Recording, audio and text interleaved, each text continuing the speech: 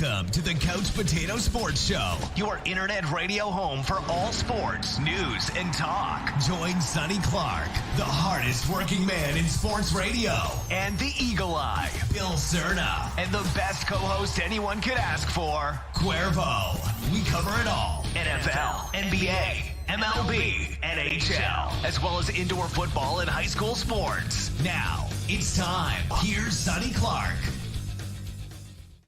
Yo, everybody, welcome into the Couch Potato Sports Show. It is me, Sonny Clark, the hardest working man in sports radio here on our Sunday morning tradition that continues on in our 12th season as we are looking at week number 3 right there. Yeah, I did the old weatherman thing. But hey, week number 3 of the NFL, really exciting already. Lots of great things to talk about as we have the Chicago Bears, that being Cuervo's team, going up against Obi's team.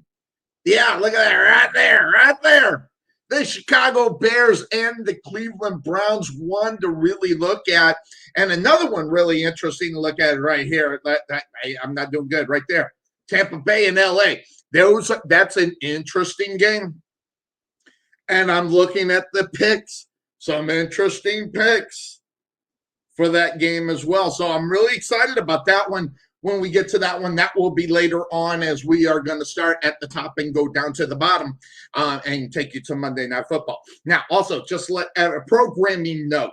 I am so sick of Fox Monday mornings. I am so sick of ESPN Monday mornings. I can't stand the NFL channels Monday mornings or anything. They don't do really anything good. So I'm so sick of it. So I'm going to do my own damn review show. And the reason why I'm going to do that is because ESPN, Fox, NFL, and all these other ones, all they do is look at 4 games. I'm going to tell you which one they're going to cover. They're going to cover that Tampa Bay LA game.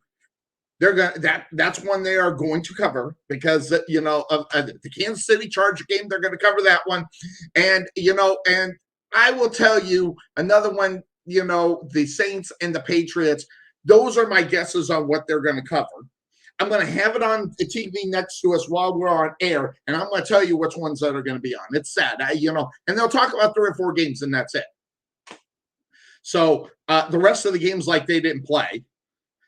And Get Up is horrible. And now Monday mornings with Michael Irvin and Stephen A. was hard enough to watch. But then you add Michael Irvin on it, make me want to gag a maggot.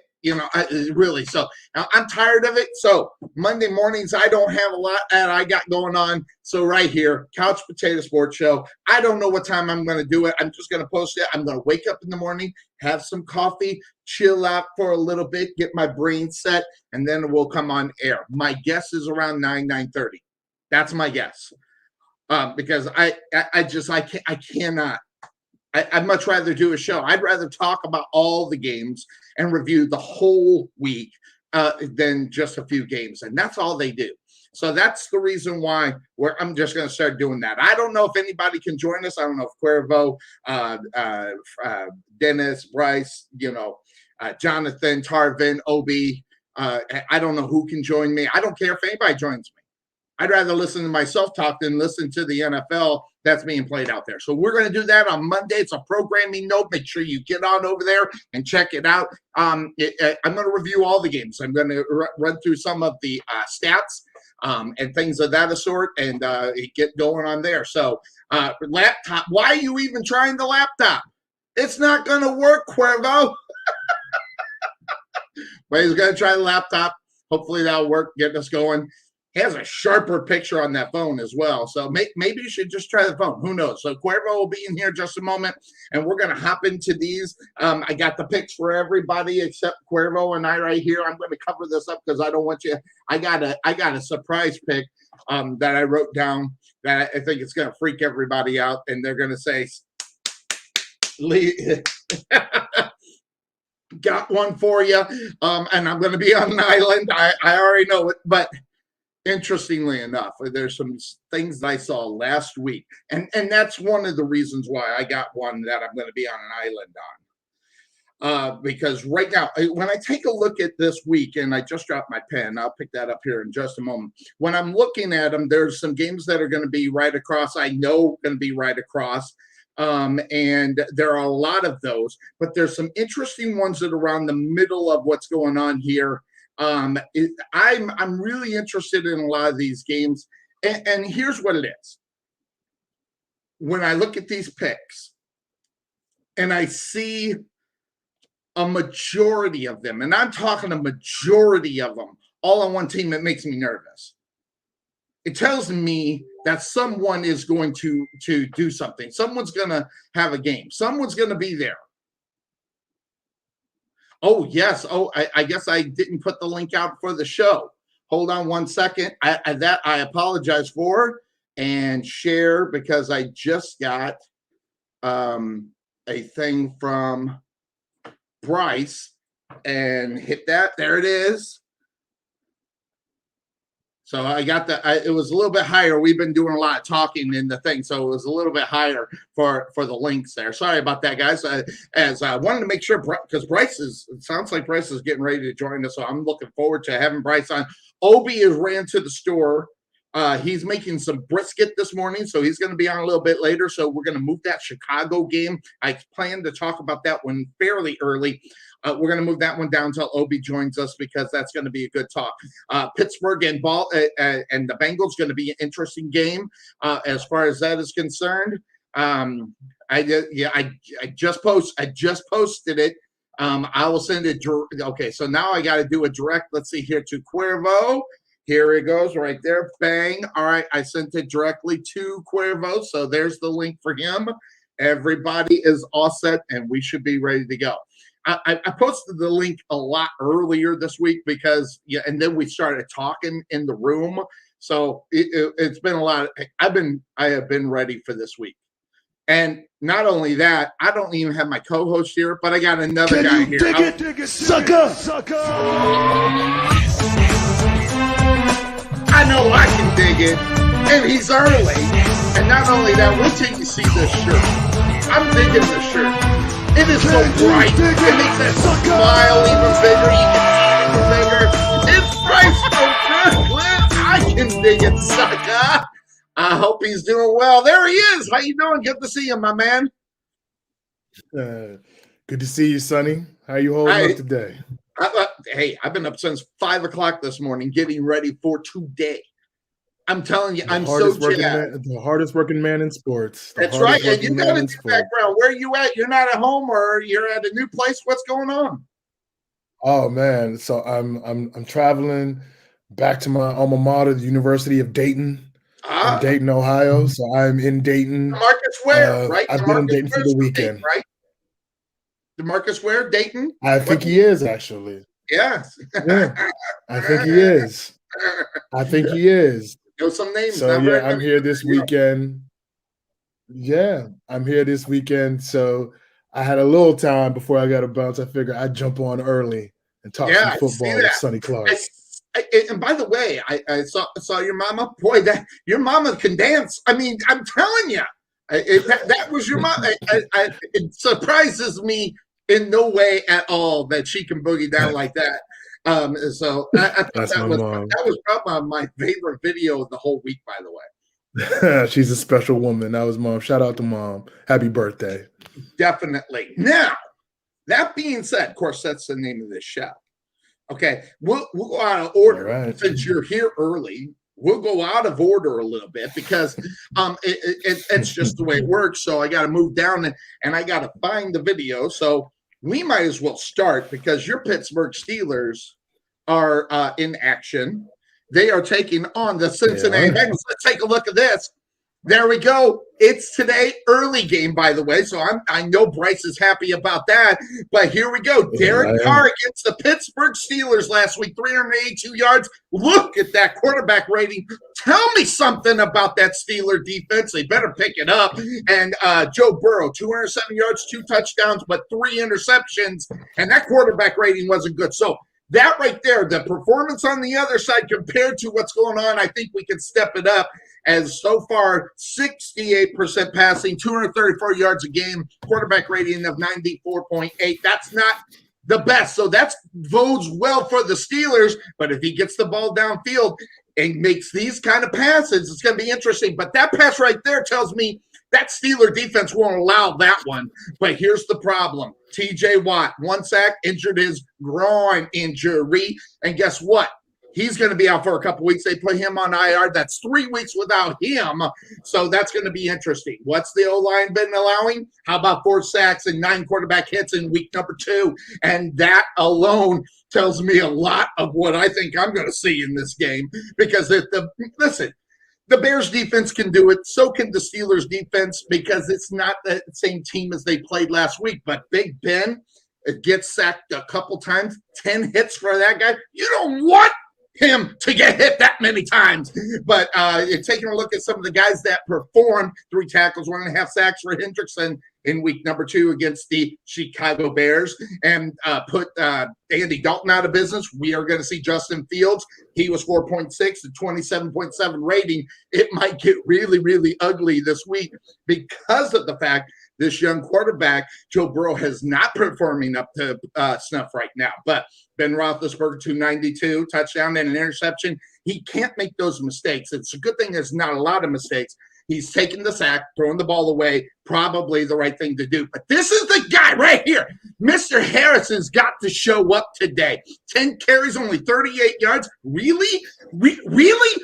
Steelers, you need that offensive line to show up if you want your superstar to get out there. But this is where they're going to use him right there. They're going to get him out in the passing routes, and he is going to make some noise. So, interestingly enough, the rush defense, only 3.4 yards. They're not giving it up on that defensive line there. So they're going to have to open up some holes for him there. So, Bryce, when you take a look at this game, tell me what you are seeing. Tell me what you think could end up happening here as we move on here in week number 3 for your Pittsburgh Steelers. Wow, important game early. I'm not ready to say it's a must win because everyone in the division is 1-1. It's still early in the season, but man, it's like at home. You need to beat the Bengals, a division opponent, because if you don't, it's almost like you lost 2 games because they almost count as 2. So when I look at this game, it's these teams are actually similar in a lot of ways. They've got their runner, we've got ours that we want to get going. The offensive lines as a collective, not good right now, struggling as a collective. The receiving core for the Bengals is actually pretty good. I don't know if T. Higgins, he was downgraded to doubtful. Mm-hmm. So we'll see what happens. I don't know if he doesn't play. That's a big blow for the Bengals. So they also can get pressure with 4. The Bengals haven't been able to do that in a long time. They've got a really good front 4. They could, BJ Hill and Reeder. They got guys that can get after your quarterback. They're stopping the run. They're playing physical football. Normally when Pittsburgh has been beating up on Cincinnati, it's because Cincinnati just in the lines cannot stand up. Like they're good on the skills and the perimeters. They play on the perimeter, but they don't really stand up in fundamental football. So they tend to lose those games, except, occasional anomaly like they beat us. But when they beat us last year, it's because they were able to run the football. So I think these teams, this is going to be a close game. It's going to be a tough game. Pittsburgh's offensive line collectively is not very good now, but I think individually there are some good players there, particularly in the interior. When you watch some of the breakdowns about them, it's a guy missing a block here, a guy missing here, or Najee being young, maybe reading it differently. So this is going to take some time for the run game to get on track. The thing I think Tomlin and Matt Canada, the offensive coordinator for Pittsburgh, need to do is they need to give the football to number 22, Najee Harris. Absolutely. And I'm not just talking runs, slamming him into the line.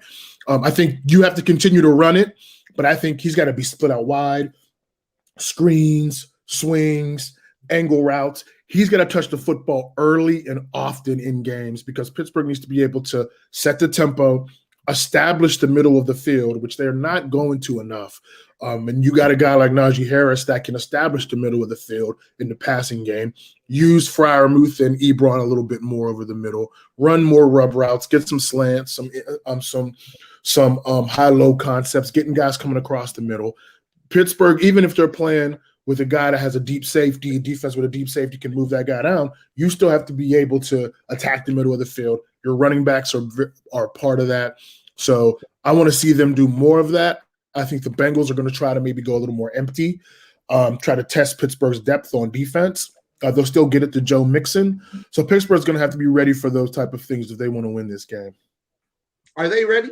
I mean, really, are they ready for this game? I mean, or because what I watched week number 1 where we've seen a full team effort.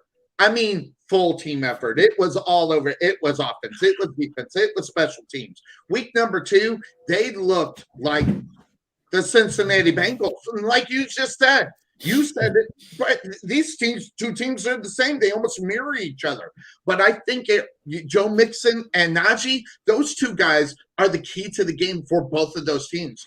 Because if you take a look at what we're getting with Joe Burrow, listen, he is still a work in progress. He may be the real deal, and everybody has been calling him the real deal. He hasn't been playing like the real deal. And here's the problem. When you're looking at that Steeler defense, even without TJ Watt, listen, that is a big loss. We cannot express how much of a loss Watt is to the Pittsburgh defense right now.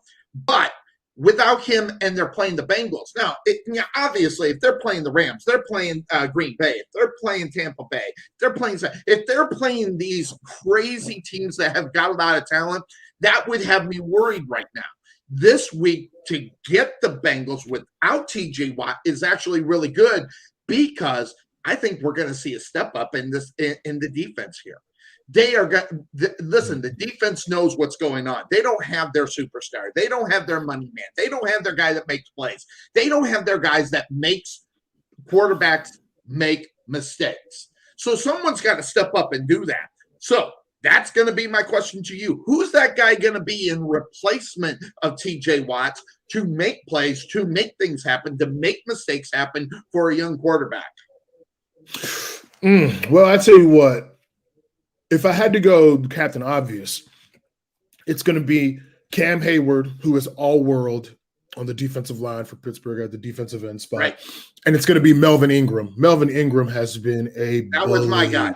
The first 2 games. He can't be blocked. He can't be blocked. So I think those 2 guys, the Bengals are going to pay a lot of attention to.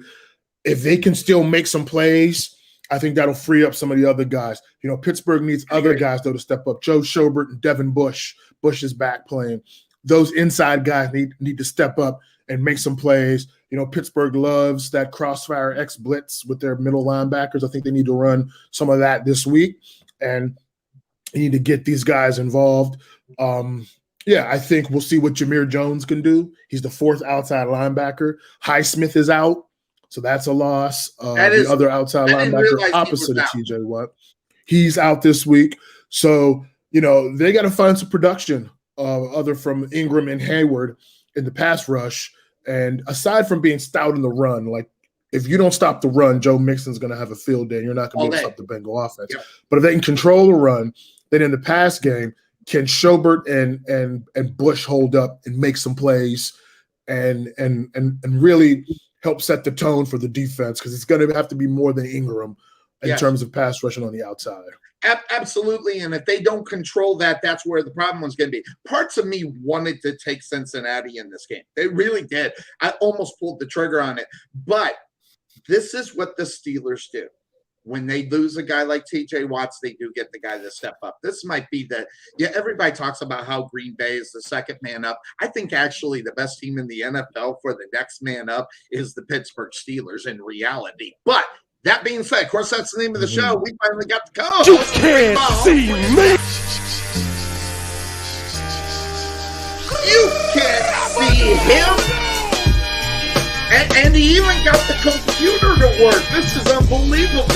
Normally we got, well, probably mid-show, we'll get him back up on the phone, but there he is. Good to see you, my man. You right? You ready for this plot twist, Sonny? Okay. So yeah, I told you laptop was restarting, right? Is it a new one? But what Sonny didn't know is it's a brand new laptop that I just bought yesterday. Chromebook? It is not a Chromebook, and the reason I didn't get a Chromebook because school. Oh, I use Microsoft 365. That. I kind of figured there was something like that. And guess who else is here? How about this? Yeah, let's get them all on. Let's bring them on. Big game going on today. We're still talking about the Pittsburgh Steelers, but let's bring him on. Jim Obi-Obenauer. Good to have him on. By the way, I got a little trivia question for the man a little bit later on, that being Obi. Oh, I didn't push the button. Let's bring him in. Obi, I got a trivia question later on for you. Now. And I will give you Browns man here. I know, pretty sad, right? But I have a trivia question coming for you. It's not one, and I'm only going to give you one hint. We'll talk about it later. 1994. Okay, so just get that in. 1994. This was around when we first met. So we'll see if he can get the trivia question. I'll bring that up on a little bit later. But we're talking Pittsburgh Steelers and the Cincinnati Bengals in Cuervo. This is a game now. Joe Burrow, the developing quarterback, supposed to be the guy, and I put those air quotes, supposed to be the guy. This is a game where he can take that one step closer to being that guy that everybody's expecting him to, and I think it has to happen this week. Do you think it happens? I think it potentially could. Yeah, absolutely. I mean, sometimes guys, they break out week to week, and sometimes when it's your day, it's your day. Yeah, sometimes it works out. But what are you seeing in this? Cincinnati, Pittsburgh, we got no TJ Watt. That's a big loss. Who's going to step up for them? And we just ran through that with Bryce, who's in Dayton, Ohio today. Pretty sad, Ohio. But hey, it is what it is. I knew I liked it. But he's a flyer. What are you seeing in this game as Pittsburgh is taking on the Cincinnati Bengals there, Cuervo? Well, I mean, so is it verified that TJ Watt is out today? He is out. As a matter of fact, he's out today. He's on IR. He's going to be out for 3 weeks minimum. Okay. No, wait. Now, Sonny, I'm not sure he's on IR. Oh, I thought he was. I think he's just out for this game. No. He's just out for this game. Okay. Yeah. Okay. We'll see about the other games, though. Well, I think NFL.com's got to update their stuff because they've got TJ Watt here listed as questionable. Yeah, so, he's not playing. I've heard that I've heard that for the last 2 days. No, they already ruled him out. He's not playing. That website's not giving you good information. And of course, it's NFL.com. What are they going to do? Give you the right information? Yeah, right. Anyway, why would they do that? Yeah. Why? So who do you, when you look at this game, who do you think is going to win the game and why, Cuervo? Well, here's the thing. So I know I speak for a lot of Steeler fans, to include Mr. Bryce here. I think the fans, everyone's pissed off at their performance last week. To lose at home to their Raiders, I mean, you just can't do that. You can't do that. The Pittsburgh Steelers, you can't do that. And now history has shown that the Raiders have actually played in Pittsburgh well at times. But coming off that win week 1 against Buffalo, my thought was, all right, maybe Pittsburgh's a little bit better than I thought, because every time we tend to count the Steelers out, that's when they have some of their best seasons. Right. But for this year, for them to follow up that win in Buffalo with a loss at home to the Raiders, I just don't know. I part of me doesn't know who the Steelers are this year. Bryce may not even know who the Steelers are this year so far. And like he said, it's early in the season, so it's hard to say the direction that this team's going. But for today, since the question is about today, let's look at today. I think that Cincinnati. I think this game is a lot more important for Cincinnati because it helps them to measure where they stand in the division. They haven't played Cleveland yet, so they don't know how they're gonna size up against the Browns. But today they're gonna find out how they size up against the Pittsburgh Steelers, Big Brother. And so, I do expect Pittsburgh to win this game. I think they bounce back. And but I tell you, it's going to be close. Don't expect any type of blowout. Don't expect any type of dominant performance. No TJ Watt. I think they're not capable right now, Cuervo. They're not capable of blowing anybody out, especially after that performance against the Raiders. And believe me, you were right. They weren't happy about that at all. This is total BS. Exactly. They did not like that performance. And the simple fact of the matter is, this is where the defense has to regroup as far as the Steelers are concerned. Without having TJ Watt, and remember, he's out with the groin injury. That's the groin injury for him. It keeps him out for a while. So we got to see what's going to end up happening. So I'm going to shoot it over to Obi. When you're looking at Pittsburgh and Cincinnati, what are you seeing in this game? I'm going to agree with Cuervo, and I didn't get the whole story of what Bryce was talking about in this game, but I see the Steelers winning. I do not see a blowout, even though this should be in their heads that the Steelers need to make a statement, say, hey, last week, there was whatever was going on. But I'm going to go back to the running game for the Pittsburgh Steelers. Well, they need to run more. Absolutely. They need to run more. Hey, by the way, and Bryce, I'm sorry. I mean, go finish up the Cuervo or Obi. I'm sorry. They need to run the ball more. They need to get Najee Harris going consistently, giving him the ball, once, every how many downs on a drive. Is not giving him consistency. Right. Now, is that because of the blocking? Is that because of our game plan is to do this? Whatever it is, the Pittsburgh Steelers' identity is running the football. It should be. It should be their identity. Absolutely. Hey, Bryce. Just if they lose this game, are Steeler fans going to be on suicide watch? I'm telling you, this is not a game they want to lose. The fans might be completely crazy knowing that. So I think that, and this is the reason why I have Pittsburgh. Number one, you're right. They need to run the ball, and they know that. Number two, they'll get the step up from the defense because their superstars out. But where it is, this is really all about one thing in reality. At least maybe I see. This is about getting Ben Roethlisberger back to what we can expect from him throughout the regular season. Because last week, Bryce admitted he looked slow. He looked like he couldn't get out of the way of a rolling pebble.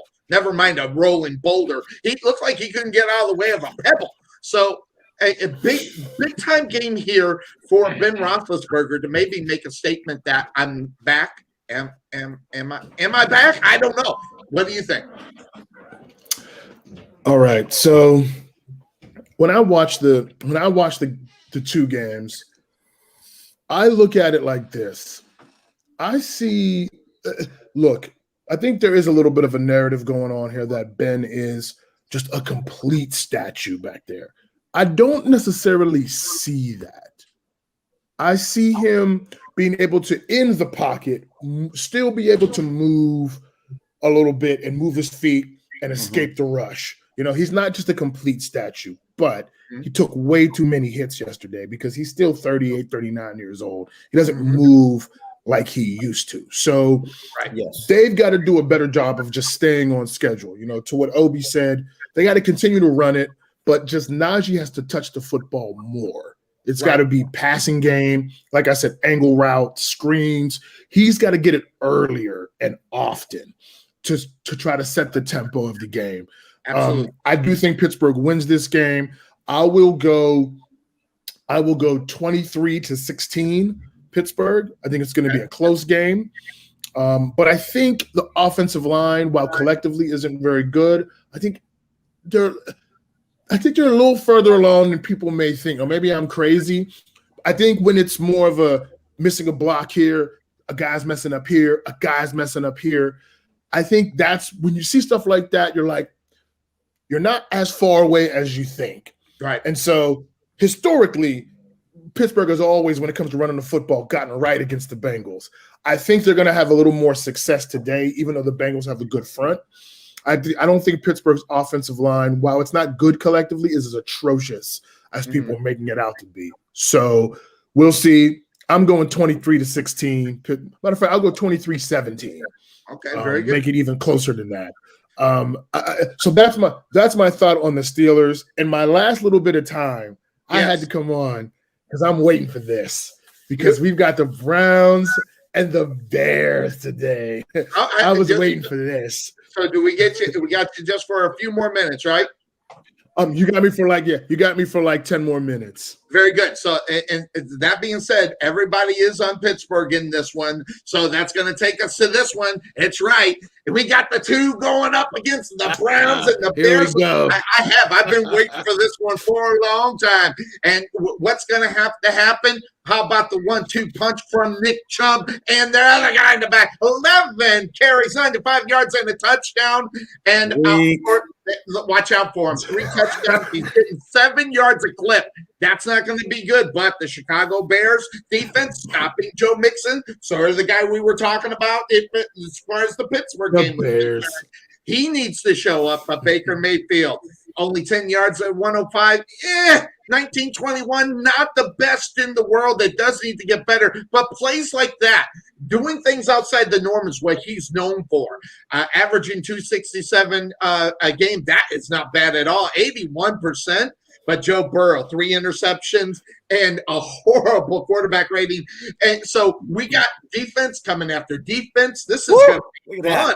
That was pretty. I liked it. And not on, well, no. That reminds me of Wilbur Marshall in 85. So I didn't like it as much as you did. But the pass rush, 4 sacks, 9 quarterback hits. It wasn't the sacks, it was the 9 hits. That was huge in this game because it made him gun shy. It made him throw the 3 interceptions.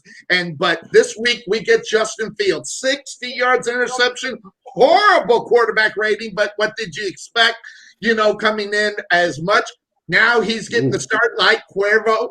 Cuervo, didn't I predict week 3? Guess what week it is? It's week 3. We see him because Andy Dalton can't stay healthy, but he wasn't playing really good anyway. But that being said, of course, that's the name of the show. You got the offensive line. 3 sacks, 6 quarterback hits. Cannot allow it.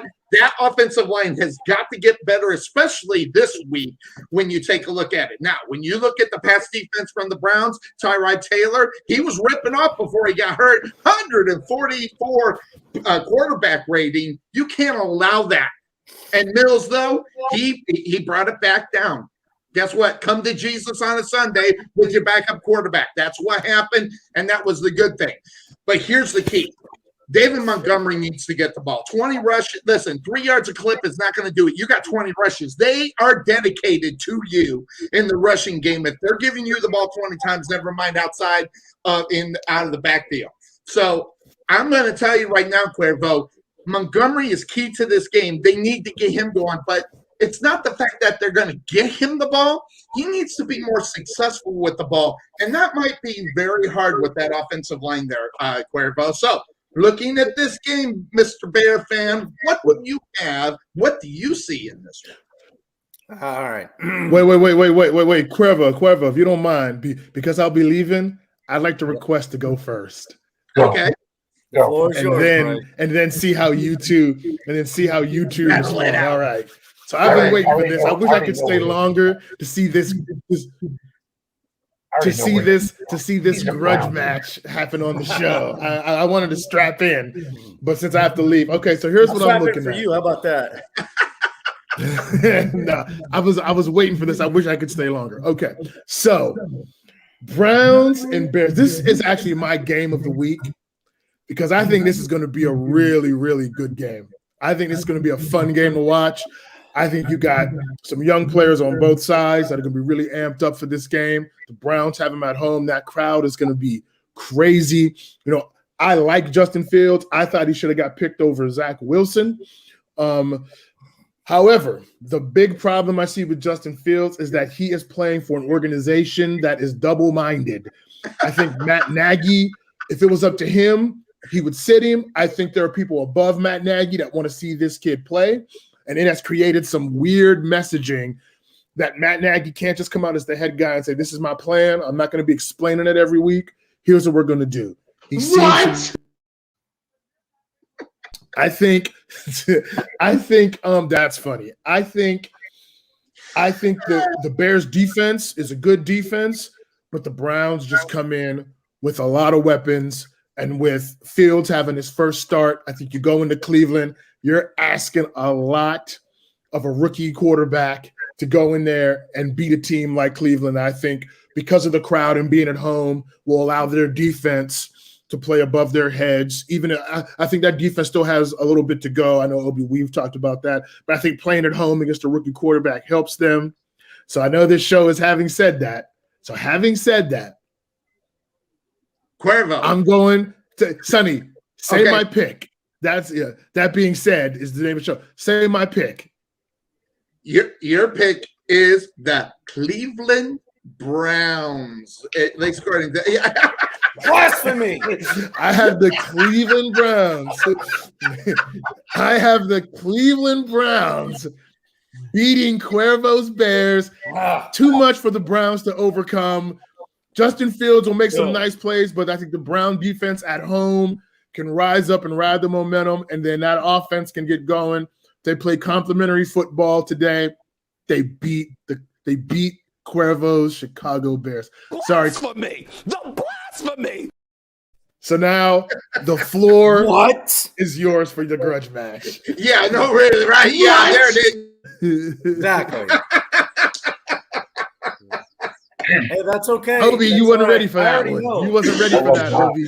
I already see it. Everyone's picking Cleveland, and I like it because when the Bears win today, when they do, you're gonna hear from me. All three of you are gonna hear from me. You up there, you especially right there. Most definitely that guy in the corner. All three of you are gonna get it. I'm sorry, Trevor, I couldn't do it. Obi, I'd love to see it, but I couldn't do it. This is the game of the week for this show. Come on. This is the game of the week for this show. Obi, what are you looking at when you see the Bears and the Browns? Okay, so what do you got? I'm going to start off by being very calm and say, if I was the defensive coordinator for the Cleveland Browns, I would scheme to make Justin Fields beat me. That way, I am going to stop David Montgomery. I'm going to crowd the box with 7 to 8 guys and dare Justin Fields to beat me. What? That's not going to happen because they are going to stop and they are going to make Justin Fields beat them. And Justin Fields, as much as I love the kid, he's going to be good. It's just too many negatives against him today in this game to him to be successful and win the game. Now, okay. I will say, listen to me. if the Bears win this game, which they won't, but if they do, let's get it right. When they do, it will be because it will be a defensive play that wins this game. It will be an interception for a return. It will be a fumble. We sack Baker Mayfield. He fumbles the ball, pick it up, scoop it up, and run it in for a touchdown. that's going to be the only way the Bears win this game. Interesting. Now, I have this game is as much as I want to say this is going to be a blowout, it's not going to be a blowout. This is going to be a game of probably, I want to say about 27-20, 27-23, somewhere around there. My Browns win. Sorry, Cuervo. Keeping it real. No, we're gonna keep it real. Don't worry. Keep it real. Let us know what I mean. Cuervo is just simmering right there. He's ready to explode. I'm ready to strap in. It's sweat up underneath that hat right now. That's why I don't wear hats. I'm ready to strap in. Let me tell you something, Obi. No, yeah, honestly, I think it's gonna be a good matchup. I believe you guys get Odell back today too, if I'm not mistaken. He's been practicing. He is not officially ongoing right now. He is, and they say questionable. I don't think he's ready, but this would be a great week for him to come back. But I don't know if they're going to get it. They need him because they need him because Jarvis Landry. By the way, Jarvis Landry is out in this game. Right, that's what I just said. There's no Jarvis Landry today. Yeah. So if there's no Landry, if there's no Beckham, who are you throwing to? You got to rely on the run game. So you want to talk about putting 8 in the box. We want to talk about 8 in the box. We're going to stop old Chubb and Kareem Hunt. We'll put Chubb and Kareem Hunt out there too. Interesting. So, maybe some of us don't know, but I've been looking at some things, and Jalen Johnson, the cornerback for the Chicago Bears, is rated as the top defender right now. I thought he was number 3. So I misread it then. I heard what you're talking about. I thought they had him at 3. No, I saw number 1. I mean, there could be different categories or whatever, different stats that are being used. Either way, either whether it's 1 or 3, I mean, he's still one of the better corners, this season so far. And so if there's no Jarvis or Odell Beckham, who do you have left on the wide receiver squad? Young kids. Yeah, young kids. So nobody. And then you got Njoku, who I like. Is he a stud at tight end? Not necessarily. But my point is, if Odell doesn't play this game, guys, Cleveland becomes one-dimensional. Mm-hmm. And the Bears are going to have to make sure that they do what they got to do to stop that. And I'm not saying it's going to be easy, but the plan is there. It's there for you guys to execute. Well, Cuervo, they're going to sell out to the run. There ain't no question, because just like you said, no Landry. If Odell don't play, which, by the way, even if he plays, he's not going to be 100%. So they need to sell out to the run because it's the best 1-2 punch on the running game that's in the NFL right now. Yeah. And as far as the other side, look, I don't think, and people are not going to agree with me, and that's fine. I'll be the lone wolf on this. I don't want to see Justin Fields out there yet. I agree. The offense is not ready for him. Nope. The offense is not built for him to take over as the quarterback. So all these people out there that are all excited, we get to see Justin. Okay, yeah, and you're going to see Justin on his back a lot too. The team is not ready. We're not ready. Offensive line is not ready. I don't care what anybody says. They're not ready. Here's what's going to happen. Cuervo, is that how all the Bears fans sound? Is that how they sound? Yeah. Is that how the Bears fans sound, Cuervo? Yeah, that's how they sound. When they call into the Chicago station on ESPN, they're like, well, wait till Sunday. You guys are going to see why Fields is, the quarterback. Kind of like Arnold Schwarzenegger. Right? Yeah.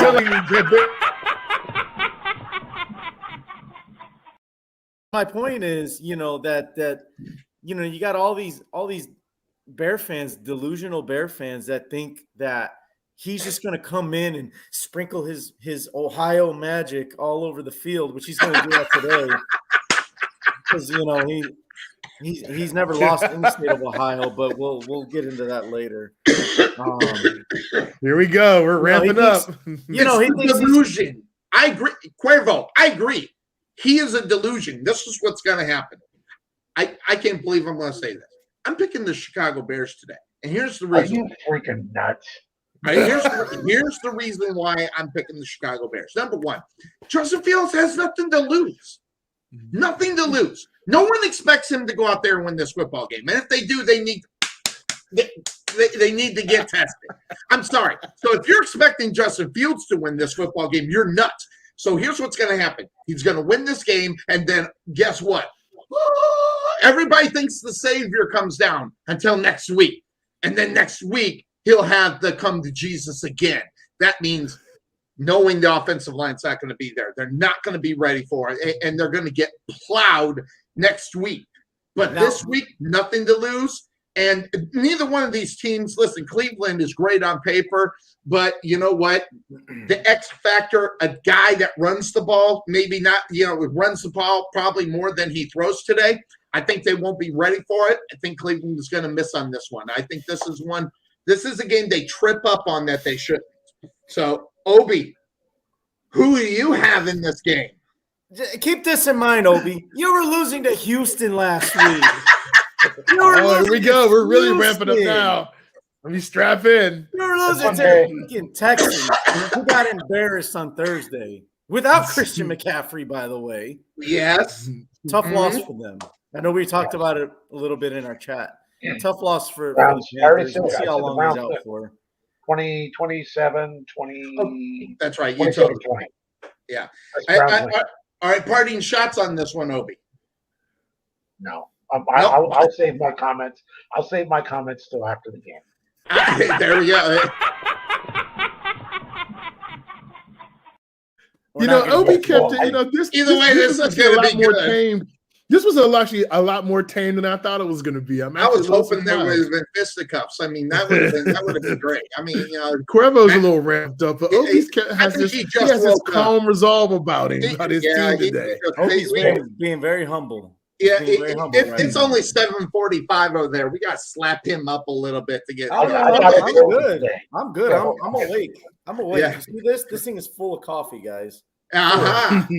So in a couple hours we'll get the Cuervo really bouncing off the wall. So yeah, Bryce in Dayton today.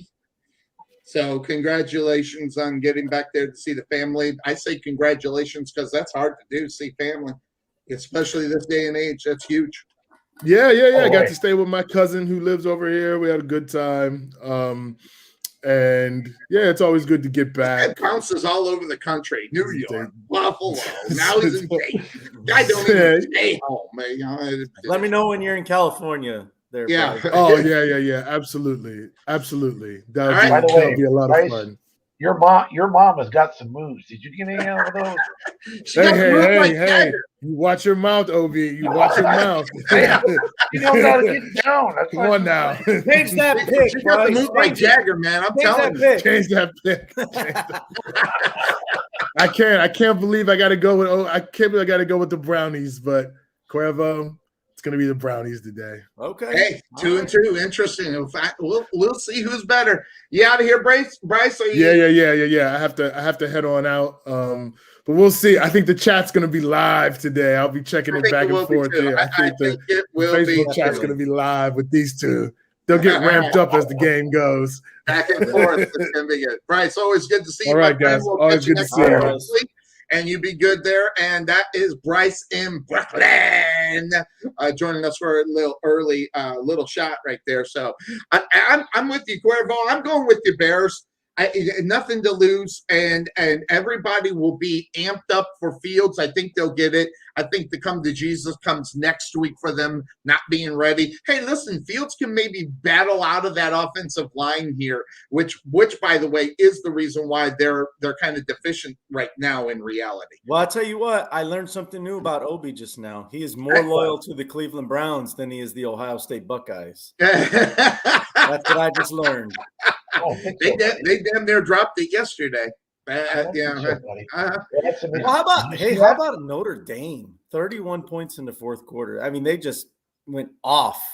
I turned on that game and they were down. They were down by 3 in the fourth. Yeah, and then they scored 31 in the fourth quarter. How in the hell did they score that many points in the fourth quarter? I didn't Notre Dame. But I think about Notre Dame, and this is what comes to mind, man. Notre Dame. Yeah. It's so overrated. It's just well, it's all about history. Which, by the way, Brian Kelly passed Knute Rockne yesterday with that. Oh yeah, I heard about that. Yes. Yeah, he's the all-time winningest coach in Notre Dame. Which I mean, it's kind of a big deal, but is it? Because it's different football, right? You can't erase history, right? That's the freaking cornerstone of what football really is. You think about it, Rodney. Come on, I mean, Rudy. Well, you know what I mean? Like, come on, you can't erase that. Yeah, Rudy's about as tall as you, Jim, right? Yeah. So, little parting shot. Yeah, what it was, but. That being said, of course, that's the name of this show. We got the Bears a little out of order, but that's okay. We're going to go and let's hit it, and let's hit it hard as we take a look at the rest. Of course, we have a lot of fun up on the show. But that being said, let's hit into the next game right here on the Couch Potato Sports Show. Yes, it is Washington on the road to take on the Buffalo Bills. And Buffalo looked different, but Heineke, how about the other side? A little close to Heineken, but it is what it is. Look at him, 336 touchdowns and an interception. Quarterback rating got lucky in that game in order to get the victory. We all know the story. We won't go back to that. So they sneaked the victory out of there in reality. But they got to get the ball around, and this is part of it. You're going to have to find players to get it to. So you got McKissick, 6 targets, 5 receptions, 83 yards. Good for him. Another guy, Logan Thomas, 5 receptions, 45 yards. Look at him spread the wall. And over to Adam Humphries, 8 targets, 7 receptions, 44 yards. What's missing here on those are TDs. But here's the guy that gets it. This is the guy that makes the magic happen. 11 receptions, 107 yards, and a touchdown. That's who makes the magic happen. But here comes that Buffalo defense only allowing 145 yards and an interception. I mean, goodness gracious, they were all over Miami like they were a peanut butter sandwich. I don't know. But when you make plays like this, you question the quarterback. Now, granted, the quarterback got hit, but it's the pass rush. It's 6 quarterbacks, 11 back hits. Bye-bye, Tua. Hasta luego. But all about Antonio Gibson, 13 receptions, 69 yards, 5 yards. I'm telling carries, 5 yards a clip. You need close to 6. That's going to work in the NFL. And how about Singletary on the other side, though? 13 carries, 82 yards, touchdown. And, he's almost coming off with 6 or 7 on the clip. So that is huge, too. So when you're looking at this, we're going to see a lot of stuff happening, especially the rush defense. 163 yards, 6 yards of carry, and a touchdown. I'm expecting more from Washington. And they got that with, kind of like a Saquon Barkley is not 100%, but they got a lot of that on one play. But here it is against Daniel Jones, 95 yards. We know about Daniel Jones. He's got the same old thing going on. He's going to run the football. 5 carries for Josh Allen, 35 yards, 7 yards clip. And when they need 2 or 3, watch out for this guy to try to get the first down. That's big. I mean, when you got a guy that can do it, that is big. But only 179 yards. Quarterback rating of only 75, only 5.4 yards, per attempt. That's not Josh Allen. Josh Allen needs to get a little bit better, or we're going to see maybe a different result in this one. I don't know. The Washington defense has to show up. That's what you're going to have to do. Get the ball to Stephon Diggs. 4 receptions, 60 yards, 1 TD. That's not enough for Stephon Diggs. Diggs needs to get about 80, maybe 90, even maybe over 100 and a couple of touchdowns. They need to utilize him. He's the weapon. if you're not going to utilize the weapon, this could be an interesting game. So I want to see more digs in this game if Buffalo wants to win this football game. Now, granted, I'm looking at it. I'm looking across. I'm not blind to what's going on, but Heineke is an interesting cat. This guy, he is like that box of chocolates. You don't know what you're going to get from this guy from one week to the other. And will he take that stepping stone of almost losing that game last week and become the quarterback of the future for the Washington Redskins? I don't know. He's bounced around, but they like him down there, Cuervo. They love them some Heineke. Heineke probably buys Heineken and gives it to his offensive line. Hopefully, who knows? When you're looking at this game, what are you looking at as the Washington Redskins take on the Buffalo Bills, who are supposedly Super Bowl bound? Yeah. Yeah, Super Bowl bound. We'll see. But, I think I like what I see from this Heineke kid.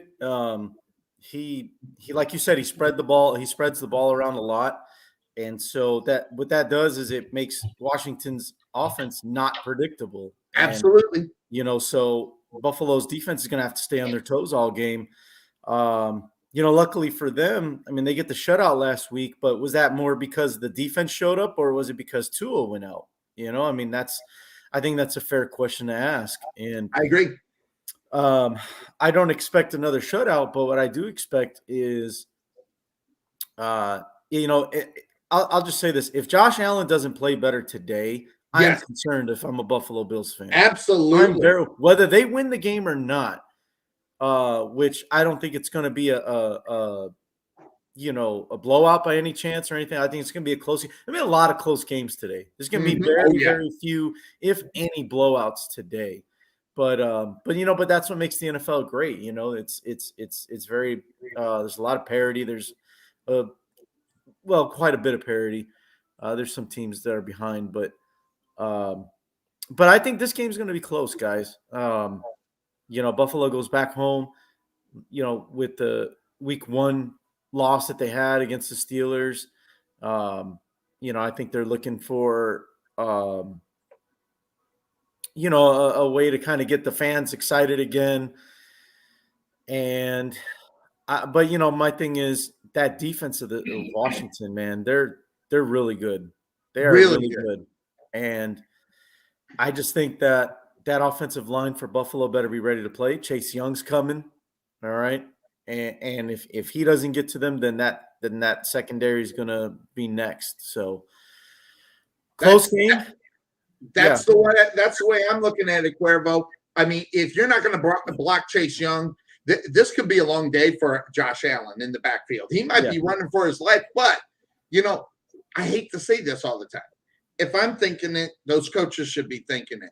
If Chase Young's going to get to him, they're going to have some plays developed for Josh Allen to run this football because Chase Young is going to be on him like, flies on all Real over quick, the Sonny, place. I mean, I look at those highlights that you put out, and if you really pay attention to what you see, you don't see Josh Allen, sitting in the pocket, waiting for a reset. As soon as that ball is snapped, he's got about 2 seconds and he's running. Yeah. So that offensive line has been failing him so far this year. And so, and that Washington front seven ain't no joke. With Sweat and Young, oh man. That offensive line better be ready to go. Obi, look at this game. I mean, you saw what happened in order for Washington to win the game. They got lucky. They get the defensive offsides and they kick the field goal. They get, but it don't matter. That tick is underneath the W, and when you get that W, it changes a lot of things in reality, doesn't it? I mean, Washington going into this game, they might have a different bounce to their step than it would be if he wasn't offsides and they missed that kick and they lose that football game. Yeah. This game it's all about what I said about the game we talked about the previous game. It's going to be we talk about how the coach, almost all the coaching staffs in the NFL are really good, except for you Jaguars. Anyway, here's that you've got to know that Buffalo is going to try to make Heineke beats them. Yes. They know that the running back for Washington, he can get the job done. Yes. They know that the Washington defense is really good, so they're going to say, "All right, so Heineke, you're able to pull the win out last week somehow, some way. You guys got the win. All right, now you beat us. You're playing in Buffalo, and here's what I see of the highlights that I saw you run, highlights that I saw of the games last week. Here's what I see in the first 2 weeks. Josh Allen is pressing. He's pressing himself. He's once he's heard all of the chitter chatter off season, early this season. Buffalo Bills are supposed to be, Super Bowl contenders and all that. I see Josh Allen pressing. And when he presses, he's not as good. His head coach needs to walk right up to him, looking right in the square in the eyeballs today and say, Josh, let the game come to you. Relax. Good point. We have a game plan. We've been through it all week. This is what we need you to do. Relax. Let it come to you. You have the talent. You can do it. I know Josh probably doesn't need that little, talk, but he does. Maybe he needs to be bitch slapped. Yeah. Quit pressing and just let it come to you. Yep. And when it comes to you, we have the players around that we can win this game. No, I'm not gonna say no problem, but here's something interesting that I heard, I believe, last week.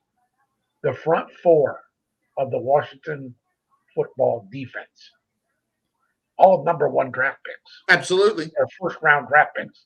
That's a damn good defensive line. Absolutely. I mean, all the talk is about Chase Young. Yes, he's my Buckeye boy. But hey, they got three other guys on that defensive line that do just a damn good job. But And I'm looking up underneath Obi's name here. We're doing a lot of talking about Washington, but I'm looking up underneath Obi's name on the Washington Buffalo game. I don't see Washington. Am I wrong? Are you going to change? Are you going to change your pick? No, I'm not changing it. I'm going with Buffalo. Going with Buffalo. Okay. I'm going all right. with So the Bills. you're hoping that he gets the top. But what I'm telling you is, yes, Washington's defense is really good. I'm not going to argue with you guys about that. I'm not going to argue with anybody.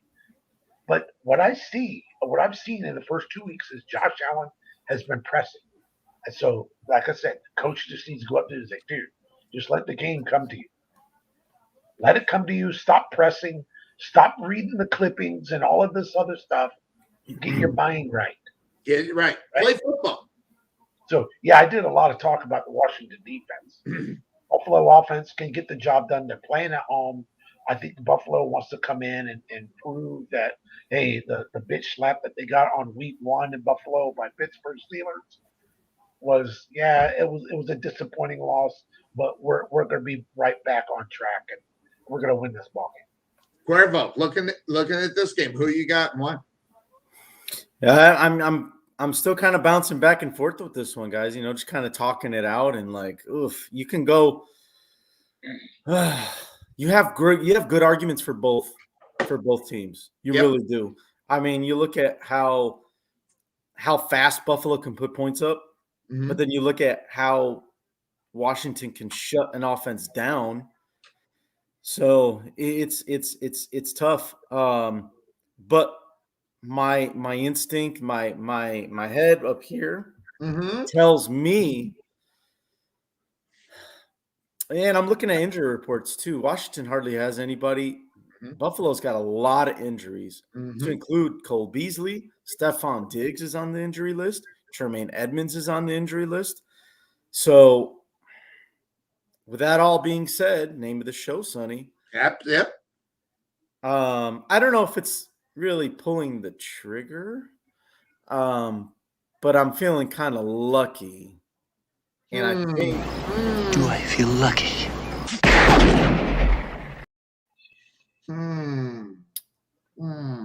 I hear it. I hear this. I hear the wheels spinning. The wheels. Just say it. Just say it. Come on. I like Washington. I knew it. Well, There's a reason why I'm wearing this color shirt today. Because I thought I was going to be on an island on this one. Because I'm going Washington. And it goes back to the Bears pick. They had nothing to lose here. Tyler Heineke doesn't have to play spectacular to win this football game, I don't think. Unless Buffalo does decide to come out and, like you said, get their heads on straight, and Josh Allen's going to be there. I haven't seen it all year on Josh Allen. That first game, by the way, in Buffalo, not only did the Steelers beat them, they embarrassed them. Okay, and then you don't get a great performance from your quarterback last week either. That is the reason why. And that defense didn't play as much better as I wanted to for that, for Washington last week. But I think this is the gear-up game. When you got nothing to lose, you play balls to the wall in reality.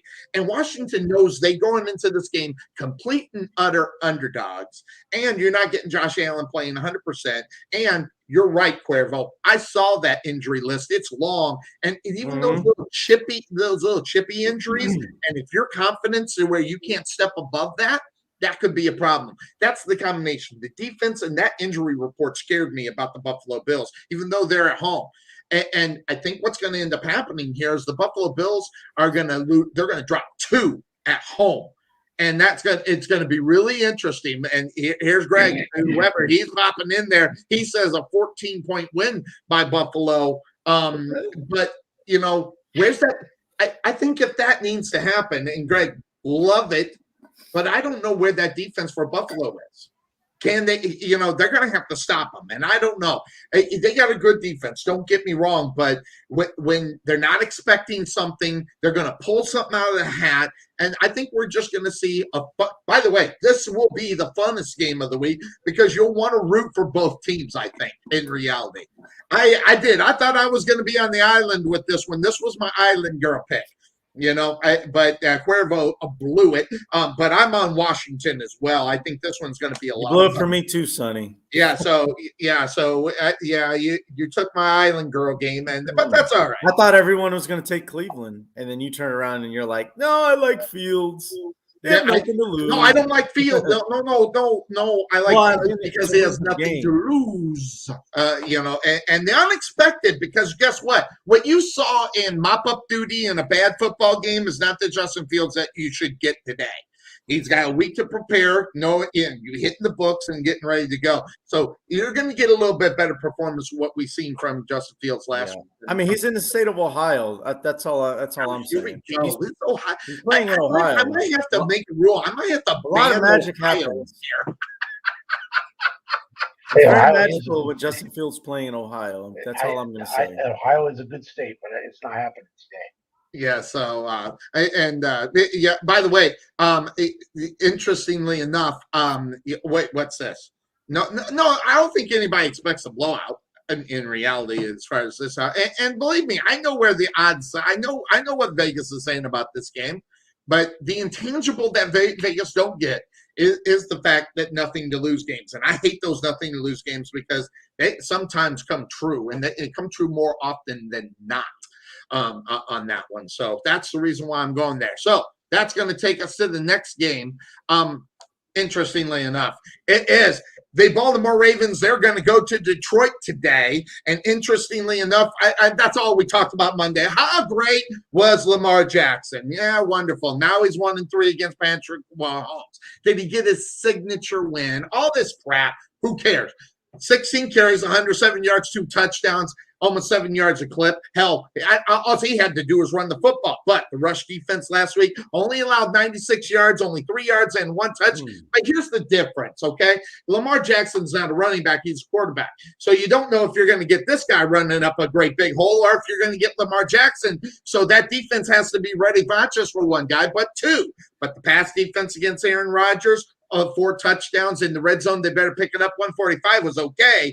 But Lamar Jackson, 239 touchdown, 2 interceptions, though. And that was key. We always talked about it. So we need more yards from Lamar Jackson, but he can't create the mistakes, the interceptions. And listen, that game could have gone a different way if we don't get a Patrick Mahomes interceptions.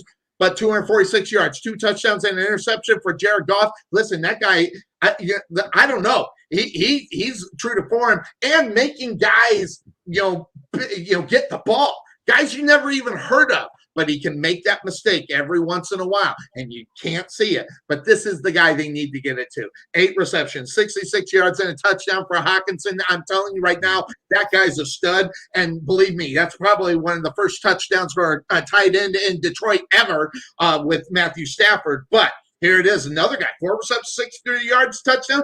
Listen, they're spreading the ball around, but what does the defense come? 7 reception, 109 yards, touchdown. Didn't stop Travis Kelce. But then again, that's the tight end. So maybe we'll see a lot of that tight end in this game. And then you get the big plays from a guy like Kelce, which Hawkinson can do. So interestingly enough, this game becomes really interesting because the pass defense gives up 376 yards this year. Dead last. Guys, that can't happen if you're the Baltimore Ravens. You're going to have to pick that up. That's normally something we're not talking about. But Jared Goff, this is a guy that can run the football. And guess what? He's going to do it when someone is not going to expect it. But it is Baltimore. That signature win. I mean, everybody was talking about it Monday morning, how great of a game that was. He got over the hump with Patrick Mahomes. So I throw this one over to Hobie. What did you think of Lamar Jackson's performance last week compared going into this one, going into Detroit? Do we see more of the Lamar Jackson show here, or what do you got? It was a good win for Lamar Jackson. Absolutely. I'm not a fan of Lamar Jackson, but it's a good win for him. And today we're going to see more of Lamar Jackson running the football. Yep. That's what we're going to see, and that's who he is. Yep. As Dennis Green used to say, Lamar Jackson he is who he thought he was. The Bears are who we thought they were. Right. And he's a quarterback that is, and I could be wrong, but I don't think I am. He's a quarterback in his mind that I'm a quarterback in the NFL. That's what he says.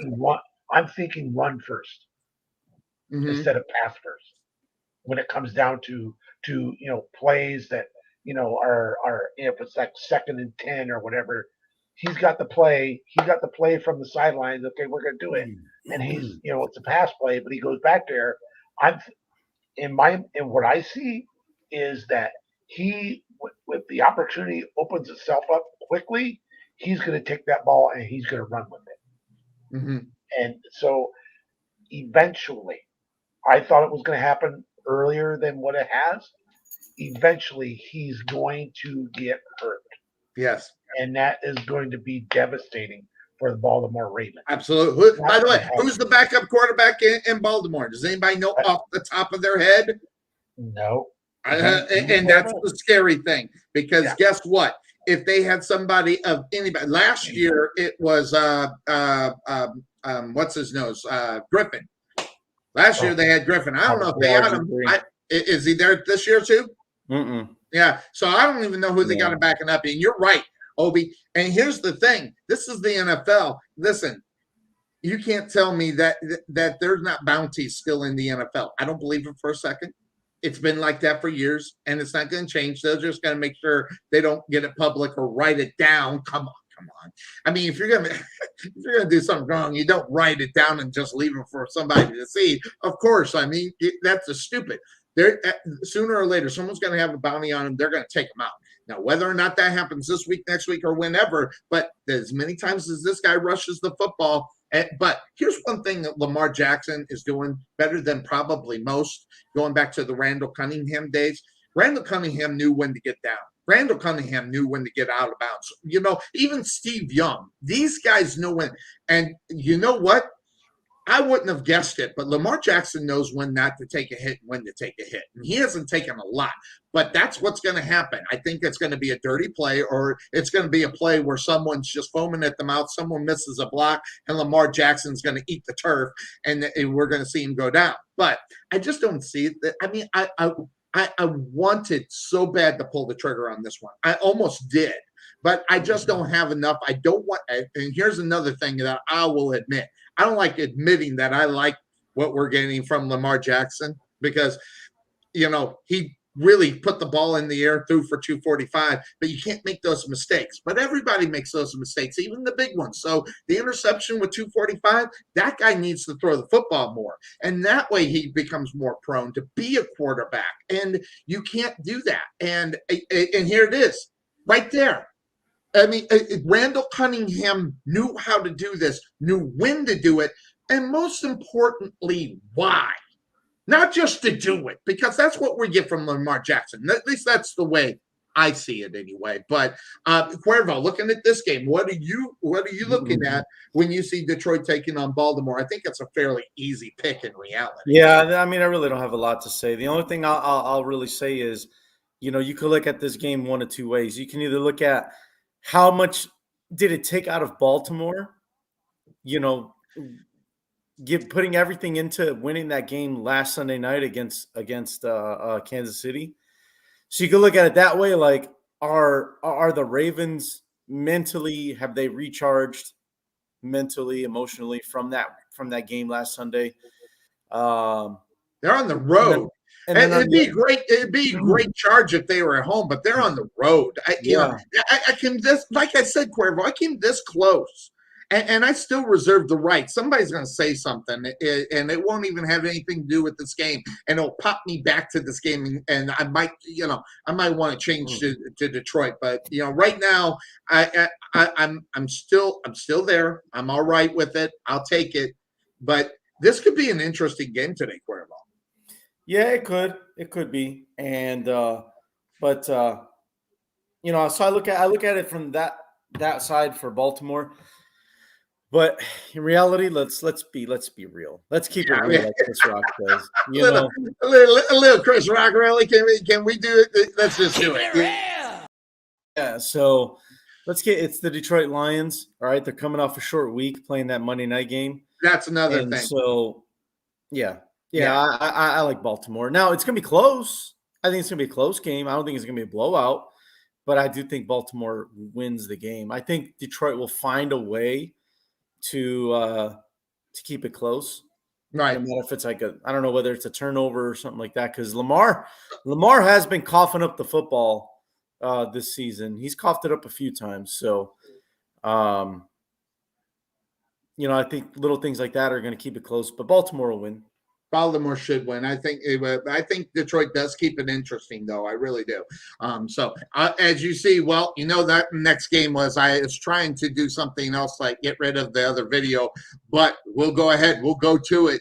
By the way, interestingly enough, the Jaguars suck, and the Cardinals are not bad. I saw power rankings that had the Cardinals at number 4. Are you kidding? But it comes from this: 400 yards, 3 touchdowns. But the 2 interceptions are really interesting to me. I don't like that 2 interceptions when you have 400 yards. Yes, I know it's 400 yards and 2 interceptions is part of the game, but you got to get it. 344 yards a game, that's not bad. 121, that's not bad either. 73%, that's not bad either. Kyler Murray's becoming a good football player in front of our eyes, and I don't know. But I'll tell you, DeAndre Hopkins, 4 receptions, 54 yards, and a touchdown. I'm sorry, that's not enough, and I want more. If I'm DeAndre Hopkins, I'm in his face and saying, listen, I'm your first, second, maybe your third option, because here's what we're getting. We're getting a guy outside, 7 receptions, 114 yards, and touchdown no one's ever heard of. How about Max Williams, 7 receptions, 94 yards? Listen, that's always good. It's good to spread the ball around. It's good not to have to go to that guy, but come on, let's get your superstar involved. But the pass defense against Teddy Bridgewater last week, listen, guys, the Jaguars, you know what? I can't even do this. The Jaguars suck. I'm done with the video. The Jaguars suck. They don't have a snowball chance in hell to win this football game. It's not even going to be close. You want to talk about a blowout? That's what I couldn't even watch that. I mean, the Jaguars are that pathetic, and it starts from the top of the things down. Playing the NFL is like playing Alabama every week. Duh! I mean, come on. I mean, listen, you don't even make stupid statements like that to another coach, because the coach is salivating. So when you got a coach that is like this, okay, that tells you exactly what's going on. And I put it in a post. This guy's a heart attack after the Bengal game next week, and he's going to end up being over at USC. This guy is the biggest wuss when it comes to coaching in the NFL that I have ever seen, and we're going to see it. And this is going to, and so much so, I developed in this one for Obi. I've got the trivia question in 1994, Cuervo. A new head coach was named to the Arizona Cardinals. And Cuervo, who was that coach? In 1994? 1994. It was the year I met one Obi-Wan.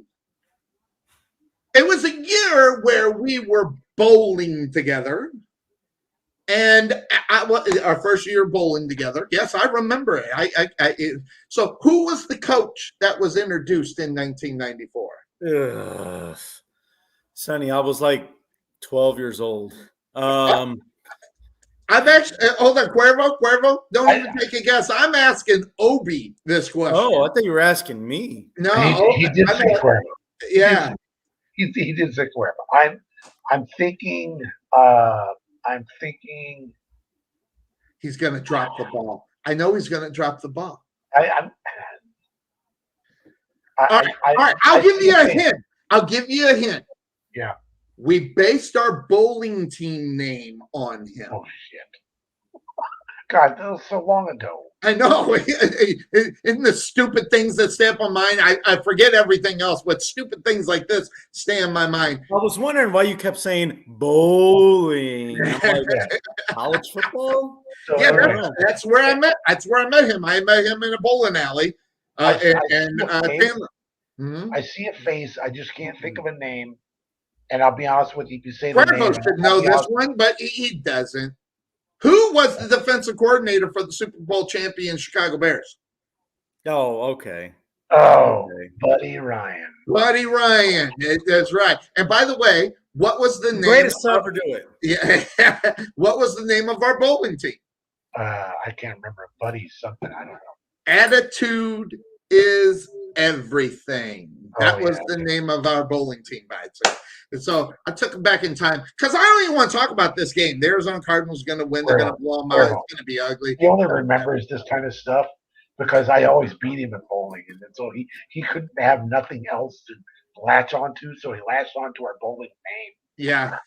and Mintz is all over this one. He's going to get smoked. Yes, he's going to get smoked. And Hopkins is out. It don't matter. It doesn't matter. All right. It may be a blow, but it's not a blow. It's the Jaguars, okay? So, I don't know. Interestingly enough, not see Dave McGinnis. No. Dave McGinnis. But he got a lot. Joe Bugle? No. It was our boy. And so they sucked under him. But that's what kind of brought us together, by the way. But does anybody have anything to say about this game? I mean, the Jaguars don't have a snowball chance in hell to win this football game. Go ahead, Cuervo. Yes, I do. All right. Okay. So Todd stole my thunder a little bit. Oh, that's okay, Todd. He didn't come out and directly say it, but I'm going to make a bold prediction. I want you to clip it. I want you the guy that picks a tie in the games, why not? No, I'm taking Arizona in this game. Yeah, but I've got a bold prediction. Okay. For this Jaguar franchise and for Urban Meyer. I want you to clip this, come back to this, write this date down. Okay. Because when it happens, we can say we told you so. You guys ready? All right. Mark my word. I turned the page. I'm on it. Urban Meyer is one and done in Jacksonville. Oh God, yeah. He might not, like I said, he might have a heart attack next week after he loses to the Bengals, and then he will be out for health reasons, and then someone else he'll finish the season, but he's not coming back. No, he's not coming back. Listen. The statement that tells me that I'm on board with what you're saying, Cuervo, but the statement that tells me that his mind is already kind of there is the statement that he made this week about coaching in the NFL is like what playing Alabama every week. He can't handle the heat. That's what You it got to is. get out the kitchen. Get out the kitchen, Urban. Every week. Yeah, you set up the cream puffs for you for the first 4 or 5 weeks of the college football, and then like you at slowly Ohio move State. up to it, Yeah, I told you exactly. so. I told you so. I told you so. I told you so. I told you so. I didn't like this pick from the beginning, and it just hasn't changed. Because they are Urban Meyer's who he is, and everybody knows who he is. So, if you keep track, he's a college coach. He's a college coach. Exactly. So that being said, that's the end of the show. Next game up on board. This one we'll actually watch because, the Chargers, they didn't look good last week. The Kansas City Chiefs, they took the loss last week, but still Patrick Mahomes, first interception in September in his career, but he does get the ball. Sound the alarm. Three touchdowns. Cuervo, big time. I mean, this superstar, 130, 130. And listen, the quarterback rating's crazy. But look at this, the speed. Getting the ball to the guy. Tyreek held this guy. But they didn't give the ball to him last week. This is where they went. Travis Kelce, 7 receptions. That's why I lost in fantasy football. Yeah, fantasy. Is he your guy? I don't know. It should be. But Gronk is there too. But, this guy's a pretty good guy to have. But, finding guys you've never heard of. I've never heard of Hardman. How about that? 5 receptions, big time for him, getting the yards. Here comes another one, but here's the pass defense, giving it up to Dak Prescott last week with an interception, holding him to 87.8, but guess what? The Dallas Cowboys won that football game. Asante Samuel, 4 tackles, interceptions, 3 passes defended. That one right there was big. And making plays is what the Chargers defense is supposed to do. You got Justin Herbert, 338 yards, touchdown. The 2 interceptions killed this team. They could have probably won this football game. So that's the reason why I was on the Chargers. But mistakes like this and against it, listen, I hear everybody talking about the Cowboy defense being good. They're not this good, okay? All right, something happened. They're not this good. They'll have a come down to Jesus next week or maybe this week. Giving up McKeenan Allen 4 reception, 108 yards, no touchdowns. All right, 10 targets, 7 receptions for Williams, 91 yards, touchdown. 9 receptions, 61 yards for Eckler. Listen, they need to spread the ball around, and Justin Herbert needs to get better at it. I mean, he's the quarterback. He's the quarterback of the future, and he's not showing it. And the Dallas Cowboy defense is not as great as it's wrapped up. I'm sorry it isn't. But here's the rush defense, 251. But that's with Lamar Jackson. You're not going to get that this week. So you got a real running game that might be headed your way this week. So it's a little bit different when you take a look at this. But Tyrann Mathieu, 2 interceptions, 3 pass defended, and a pick 6. Come on.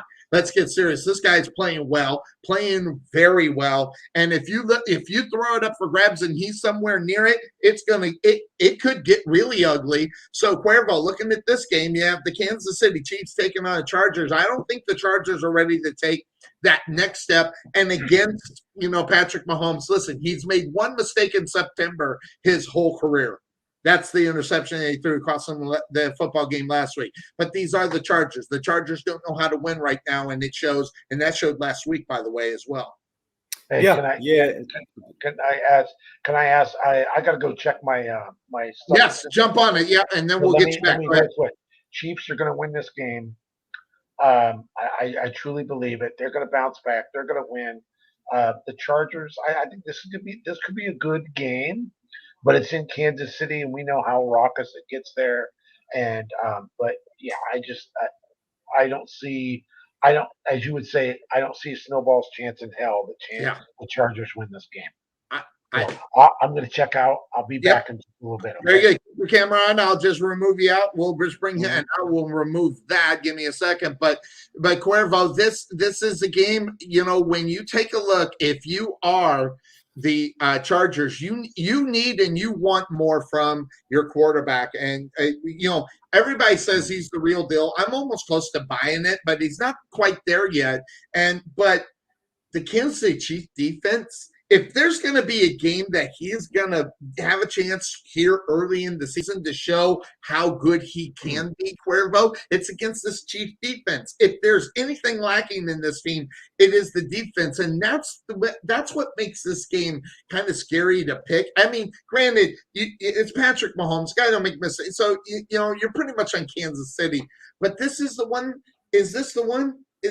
We've seen teams go in Kansas City last year, Cuervo, get some wins, but that was with no crowd, by the way. They get the wins last year. They give up the games at home, but that's with no crowd. That home field advantage is unbelievable at Arrowhead. It is. And, you're talking about the other Raiders last year and beat Kansas City at home. Yes. So, but it's a different environment, like you said. You got crowds again and whatnot, but today, look, you kind of made the comment about Justin Herbert being the real deal or not the real deal. He is. I think he is going to be a star in the league. He's already shown what he can do, and I think he's only going to get better. I just think the problem right now is really, for me, I think the Chargers don't know. They don't really have good scheme. Okay. Mm-hmm. I think they just kind of ad-lib a lot, Mm-hmm. at least from what it looks like. Uh-huh. And I don't think they use Austin Eckler enough. I agree. That was my big point. I don't think they use him enough. They utilized him last week a little bit, got him some yards and everything. But how about the first game? Where were they at in the first game trying to get him that ball? I think you're right. Right. Then and that's why they barely squeaked by Washington in week 1. And then last week, I think the defense failed them. Mm-hmm. The defense failed them, and that's why they lost that game. They have no identity right against Dallas last week. Yeah, exactly. So, to me, I just think a little bit better scheme offensively. I think it would benefit the Chargers, and that's why I think Kansas City wins this game today. I think this game should be closer than what it is, but I think Kansas City will find a way to pull away at the end, and it'll show. I think the Chargers are going to learn a lot from this game. Yes. And I think it'll be back to the drawing board offensively, kind of figuring out what kind of scheme they want to run, what's their strengths, what's their weaknesses, and just kind of moving forward from there. So, yeah, it's too bad because when I was looking at the beginning of the season and we were going through the divisions of football, I seen this division of football, the AFC West, and and wanting to be able to see Justin Herbert progress to where they might be able to get to the playoffs. Playoffs? Don't talk about playoffs. You kidding me? Playoffs? I don't win a game. That's what exactly. Just hope they can win a game, and right now we're just not getting that from them. But it is. Listen. Troy Aikman is a good. Peyton Manning. Okay, these superstars that go and just have the cruddy first year. Listen, he got hurt last year. This guy's still a rookie. All right, in reality, against NFL speed and everything, this guy's still a rookie. Okay, all right. To expect anything more in reality from him, I think it's too much. But there's got to be a time and a place that he moves forward. It has to be a time and a game. They say it all the time, Cuervo. It's like flipping the switch. They just figure it out. I just don't, and what a game would it be if he gets this win because he figured out that Kansas City defense, which is severely lacking. Listen, almost any other team, Kansas City's not as good as everybody seems to think they are because of that defense. Listen, Patrick Mahomes has got to score you close to 35 to 40 points a game. And God, you just don't want that. You want to see more from your defense. Now, granted, you're going to win more games than you lose when you can score 35 to 40 points a game. It's just going to happen, okay? All right, but at the same time, you still want to get that defense. And sooner or later, Patrick Mahomes is, going to be sick one day, just not feeling it. And he's got to go out there and try to perform, and he's not going to be able to give 100%, and we won't see 100% Patrick Mahomes. But even at 80 to 70%, Patrick Mahomes will beat a lot of football teams. But he will drop that one every once in a while. But Patrick Mahomes doesn't look like he's slowing down. Patrick Mahomes doesn't look injured. Patrick Mahomes doesn't look sick. Patrick Mahomes looks like Patrick Mahomes. You take away that You take away that interception, they win last week, Cuervo. They're just the better football team today. They'll probably be the better football team for the rest of this year. But today, this is, if Herbert's going to take that step early in his career, this would be a signature win if he could get it, or at least show up. Throw for 260 yards. Throw for 3 touchdowns. Don't make the interceptions. And I think he will. I think this is going to be a shootout, Sonny. I don't know what the over-under is, but I think it's pretty high. Yeah, I'd say it's got to be at least 62 to 63. Yeah, so it's going to be up there. Maybe even mid-60s. But either way, I think we agree that it's probably going to go over. I just think that, like you said, if he's going to take that next step in his career, even if they don't win, show that you can kind of hang with Mahomes. Hang a little bit.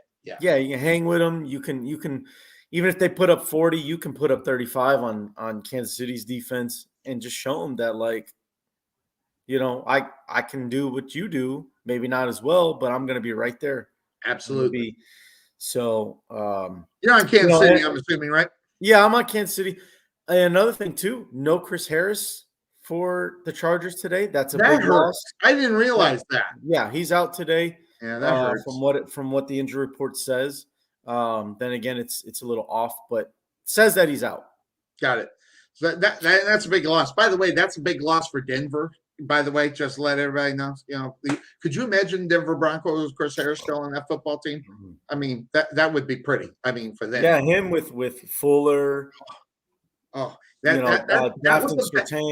was a bad loss for them last year. I mean, Anyway, we'll get to that when we get to Denver, but that's going to take us to the next game. Hey, do the Carolina Panthers look real? I don't know, but last week they kind of showed that they looked a little bit real. But in this game, as the pass defense for these Patriots, as they are going to be taking on New Orleans, not too bad, but it is the Jets. But it's Jameis Winston, right? He came back down to earth. I mean, everybody, the God name is throws like that.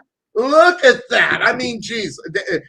It's almost like deja vu in reality from, just change the uniforms, because Jameis Winston was just getting eat up all over the place, made to make bad decisions. And listen, New England isn't the best on the defensive side of the ball, but they can get to the quarterback. And that offensive line, see, now let's create the excuses. Now it's the offensive line. It's not Jameis Winston. 4 sacks last week. Part of it is him. But say whatever you want about him. He can get out of plays, but if he doesn't have a chance, Cuervo, and that's what Carolina did. They just boxed him in from each side, and he couldn't get out there. Alvin Kamara, nothing. I mean, they shut him down. Now, that's a Carolina defense that's coming to play. It's a little bit different when you take a look at what is coming at you with the Patriots defense. 31 carries, 154 yards. And listen, that's giving up some rushing yards. So should we see Alvin Kamara have a good game? Absolutely, you would think, as far as what the numbers say, Cuervo. But Matt Jones, 186 yards, 89 quarterback rating, only 6 yards a throw. Listen, he's got to get better. They need him to be better. Or do they? I don't know. It's all about yakety yak in reality, getting that ball in the guy's hands to do some work. But you can't allow 3 sacks. Even though it was only 2 hits, you can't allow 3 sacks. But how about Peyton Turner? Five tackles. Getting in there for the sack. The pass defense against Sam Darnold, though, gave up a lot of yards. So how's Mac Jones going to go? Is he going to show up? Is he going to be able to be that rookie quarterback that has success? Who knows? But Sam Darnold looks like a new quarterback from last week, okay, against this defense that we're going to see here today. So you got Mac Jones, kind of like the same guy in reality, Cuervo. Let's be honest, okay? Mac Jones hasn't done anything like incredibly special, but guess what? It doesn't look very much different than Sam Darnold in reality, except that Sam Darnold came out there and had an interesting thing for him as far as showing what he can finally do. He's on a team that's actually believing in him. Boy, you get away from the Jets, you just become a good football player. We've seen two different players go, and they went on to continue to be superstars and make more money. Sam Darnold doing the same thing. And I saw that interesting thing. I sent it out to you, the Adam Gase thing. Every time Gase comes, all of a sudden they start winning football games. Now we got Sam Darnold becoming the quarterback that we really kind of expected him coming out of college. At least I did. I'm on record saying I thought Sam Darnold was one of the better ones coming out of that draft, and he just had to unfortunately go to the Jets. That said, Saints, Patriots, Jameis Winston is Jameis Winston, and he's going to get pressure today. Listen, they know what's going to be successful, Cuervo. These are the New England Patriots. They may not get a great game from Mac Jones, but they're not going to need to because their defense is going to probably win them this football game. Whether they get the interceptions off, I don't know, but there will be a lot of pressure on Jameis Winston. And, don't be surprised if we get a Taysom Hill, showing here today. In reality, I think we'll see him today. If how bad that first half, goes. We might see him a little bit later on. So when you're looking at this game, Cuervo, what do you got? Well, I mean, I like to look at injuries, Sonny. So, they're a big part of any football game, whether or not you're going to have the guys there or not that can make the plays when they're supposed to make the plays for your team when they need to make them. Yeah, exactly. It looks like the Saints are getting Marshawn Lattimore back. That is a big plus. That's a big plus for them. On the New England side, it looks like if it'll allow me to. I didn't see anything on New England that stood out to me, but some guys that are questionable. Yeah, some guys questionable. Van Noy, Matthew Judon is on the list, but it looks like they're going to play. Right. So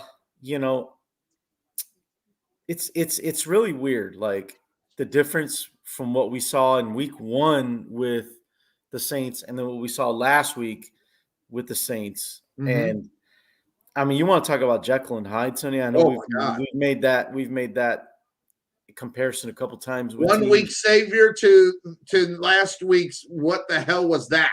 Yeah, exactly. And so, and maybe I'm just being negative here. I tend to believe that the Saints are more of what I saw last week.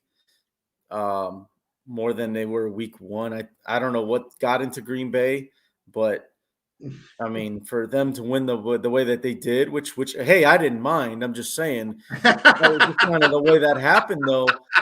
It kind of made you wonder, like, okay, are the Saints really that good, or what's going on here? And then you see what happened last week against, keeping it real. Yeah, exactly. Yeah, and then you saw what happened last week against Carolina, which Carolina's defense is very good. We talk about the McCaffrey injury, but J.C. Horn, losing J.C. Horn, the Panthers, that's just as big of a loss. 2 big losses, and I heard someone say it. You got a great win, but at what cost? Well, the cost to 2 starters that are big time in your game. And a lot of people like Matt Rule, but McCaffrey had no business. Because I think Carolina had put that game away already. No.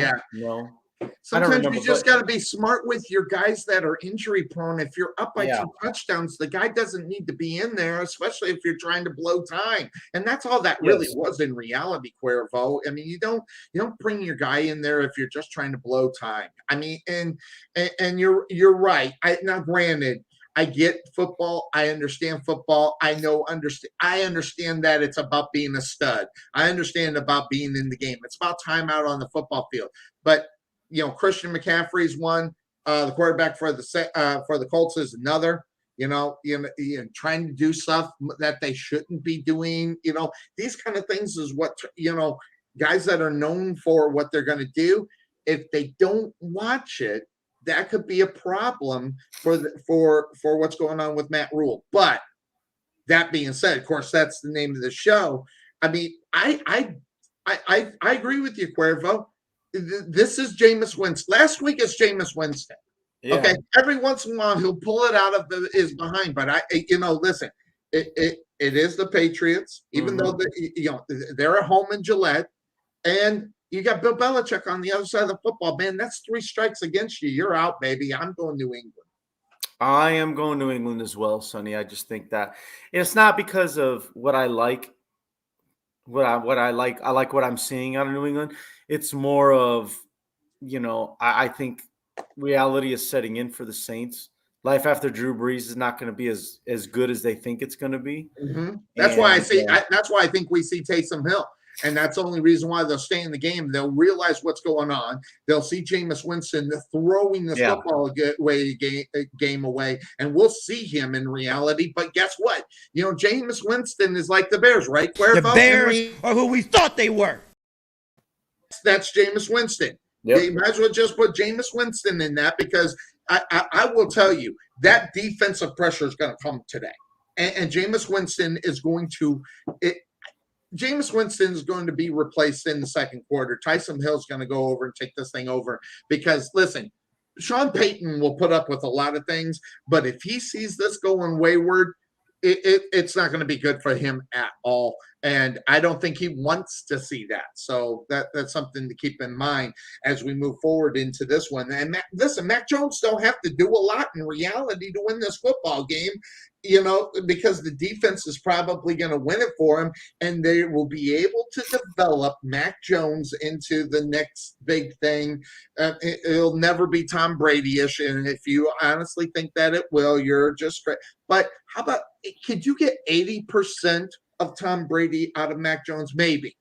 And I think that's where they're going, and they're going to work the defense. The defense is going to win the football game. Mac Jones is going to do just enough to get the W underneath, the tick under the W. Yeah, and I think that New England stops the run pretty well too. So it's really going to force Winston's hand, and we know he's a interception specialist. So yep. I think New England wins comfortably. By the way, just to let you know, this was the interesting game of the week as far as the picks were concerned. Most people went Baltimore. Most people went, not most. All people went Baltimore. All people went Arizona. All people went Kansas City. Almost everybody went Cleveland except you and I. We took the Bears. Almost everybody took Buffalo, but you and I, took Washington. Everybody took Carolina. This is the interesting game, because on this one, we have DC Dennis Clark, who won this thing last year as far as the picks are concerned. He's on New Orleans. And what's kind of interesting, Obi is on New Orleans. And so really? I've got to know. I got to know why that he is up on the Saints this week. So, Obi, let me know, why are you on the Saints this week against the New England Patriots, but especially when Jameis Winston is Jameis Winston? I don't know. This is my game of I go back and I really struggled with this pick, because I was like, okay, so both teams, is Jameis Winston really who we saw in week 1, or was he really who we saw in week 2? That's what I was saying. That's what we were talking about. Then I was like, okay, are the New England Patriots really who we see, or are they just an illusion of, I just cannot put myself ready to say that Mac Jones is the complete answer to the New England Patriots. Keeping it real. I am keeping it real, dude. And I don't know. I just think that Sean Payton is somehow, some way gonna figure something out today, and the Saints are going to win. I mean, it was really like, gut. Who am I really seeing here? Who am I really seeing here? Is it this team or is it that team? Is it this player or that player? I just somehow, some way, I think Jameis does enough, and then they're going to get down in the red zone, and what are they going to do? The Saints are going to go back to what was their bread and butter last year. Is they're going to put in Hill, and he is going to put the ball in the end zone.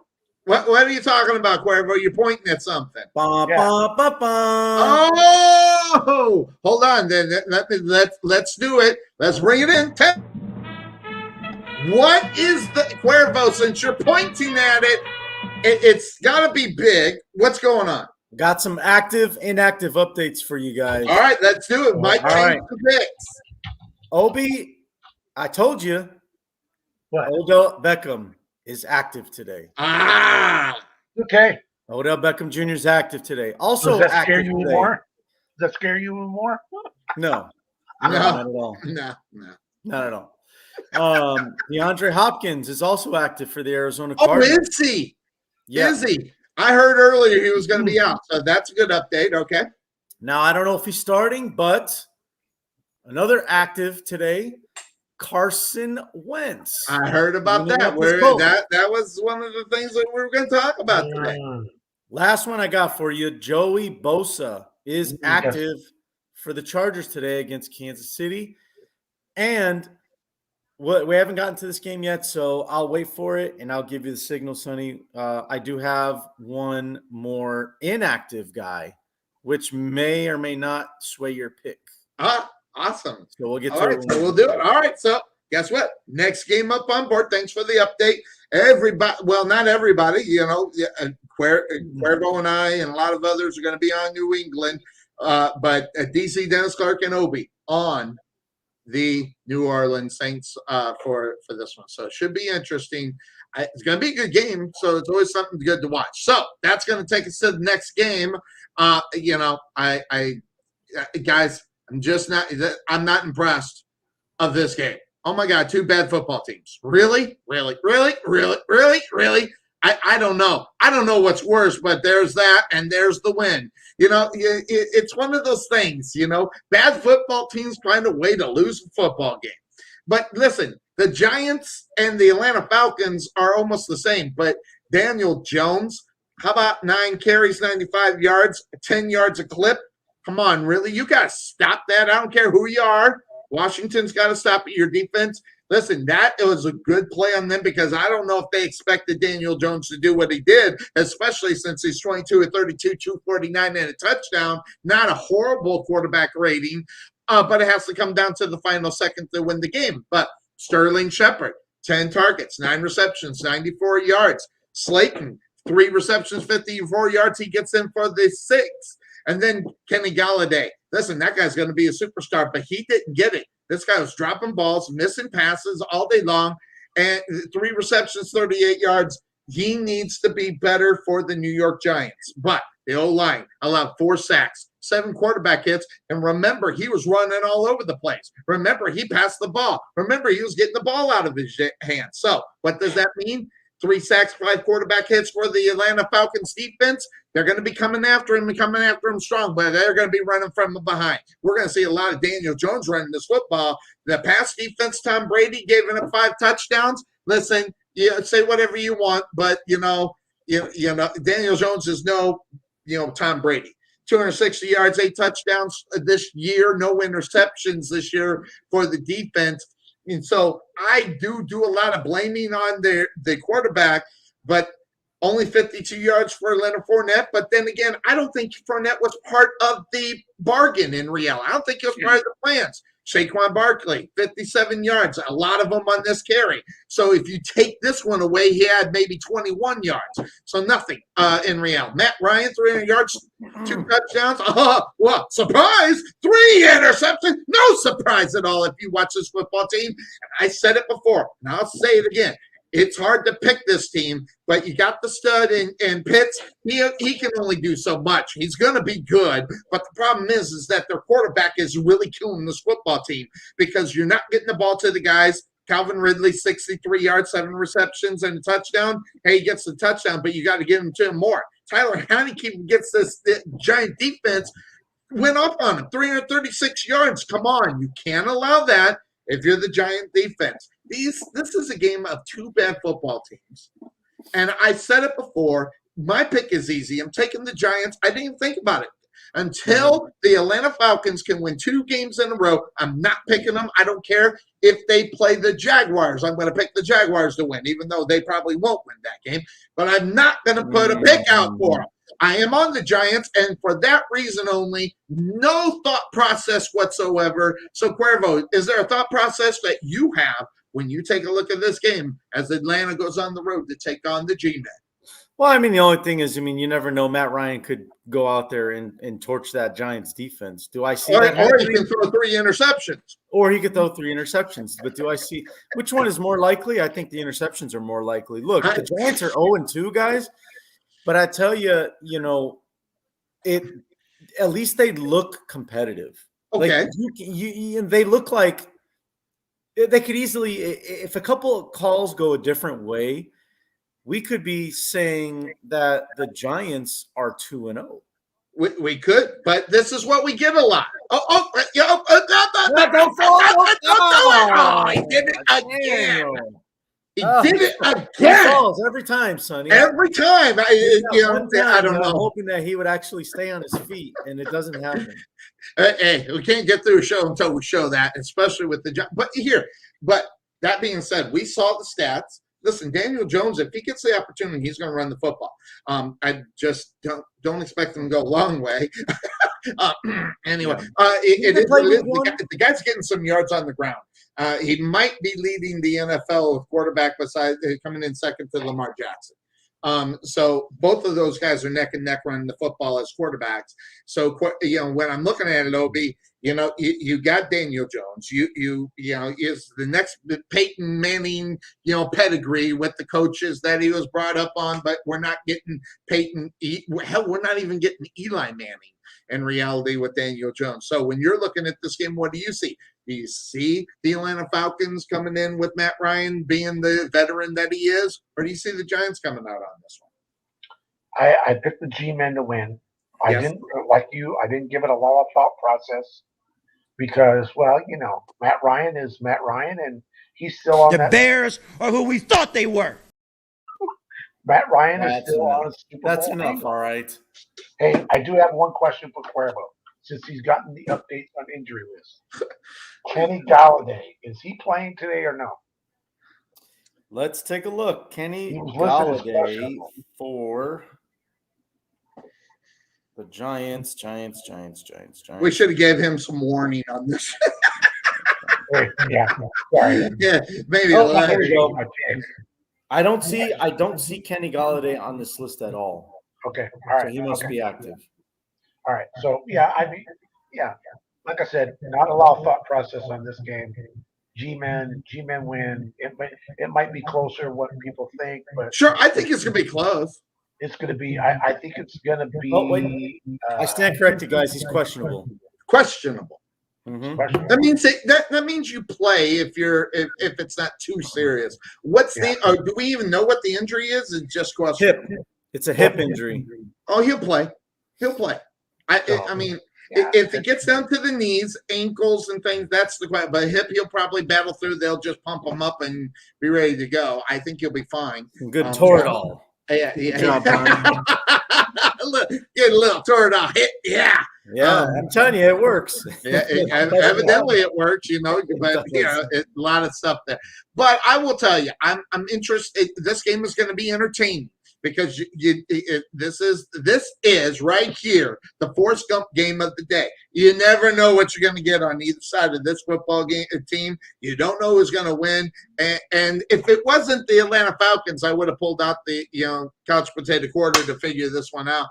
But it just. It's Atlanta. They'll figure out a way to screw this up and lose this football game because that's just what they do. And by the way, just to let you know, there will be a new video premiering next week on the video. We know who the Falcons are, Sonny. I'm not going to tell you who it is. You got to wait until next week. So it's going to be a lot of fun. But that being said, of course, that's the name of the show. There wasn't a lot to talk about. So everybody's on in reality. No, there's some people on Atlanta on this pick. This was another one of those. Let's see. DC Dennis Clark's on the Atlanta Falcons as well as John. I hate when Jonathan goes against everybody because he knows something that I don't know, but it is Matt Ryan. I think he has a crush on him because he picks the Atlanta Falcons a lot. So I think that. Let me tell you something. DC is going to go from first to worst. Man, he's he wins it last week. He's got 2 real bad picks in this one, but hey, it is what it is. But Not a lot to talk about, which is the reason why we can spend a little bit more time on the other stuff. So we had the Falcons, we had the Saints. So what's next up? This one here. Interesting game in Rio. Oh, hold on. Wrong button. We've already talked about that. This one right here. The 2 ankle injury quarterback against this monster. That monster right there just woke up. He was hibernating in week 1, and he just came off, and guess what? Derrick Henry is back. 182, 3 times. Listen, it's almost all you really have to say, because when you got a quarterback that doesn't have any ankles, that's a problem. But look at this, 120 yards a game, 3 touchdowns. I mean, watch out. But here's the interesting thing. Not giving up a lot of yards. 120 for one guy is a lot, but that's everybody. So the rush defense giving things up. The pass defense is where it could be a problem, giving up 255 yards and a quarterback rating of 132. Guess what? It could get the quarterback might just show up. Ryan Tannehill, 346, finally beginning to slowly get back to who he is. Finding guys like this guy right there, Julio Jones. We got spotting of Julio Jones. 6 receptions, 128 yards. Finally, he gets involved with the offense. But here it is. It's right there. Whether or not Carson Wentz can go, I'm wondering if that is the breaking news that we might get. That's my guess.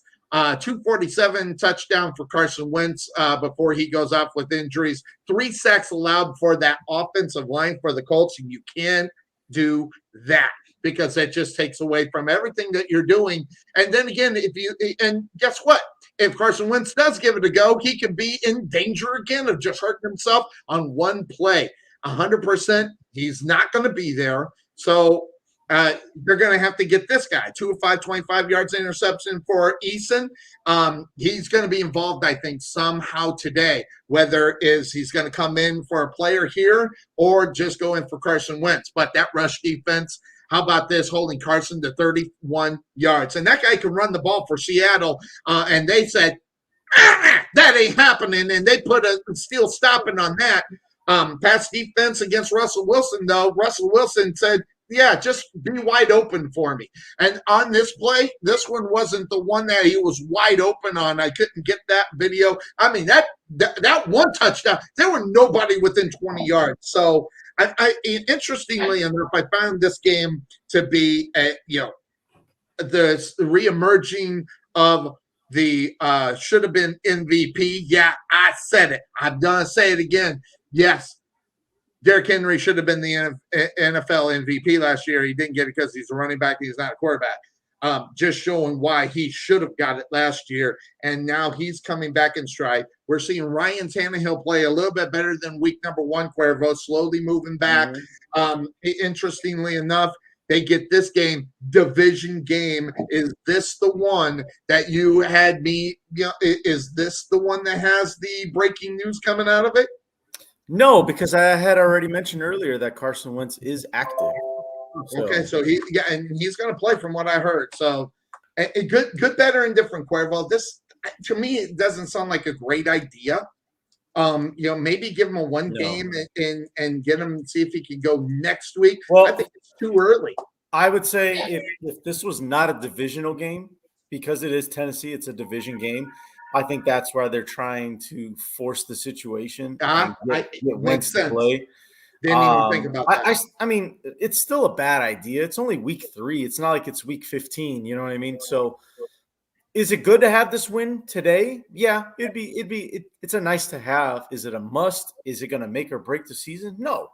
You still got after today. You still got 14 more games to play. So. You don't necessarily need this game. It's a nice to have. It's a want.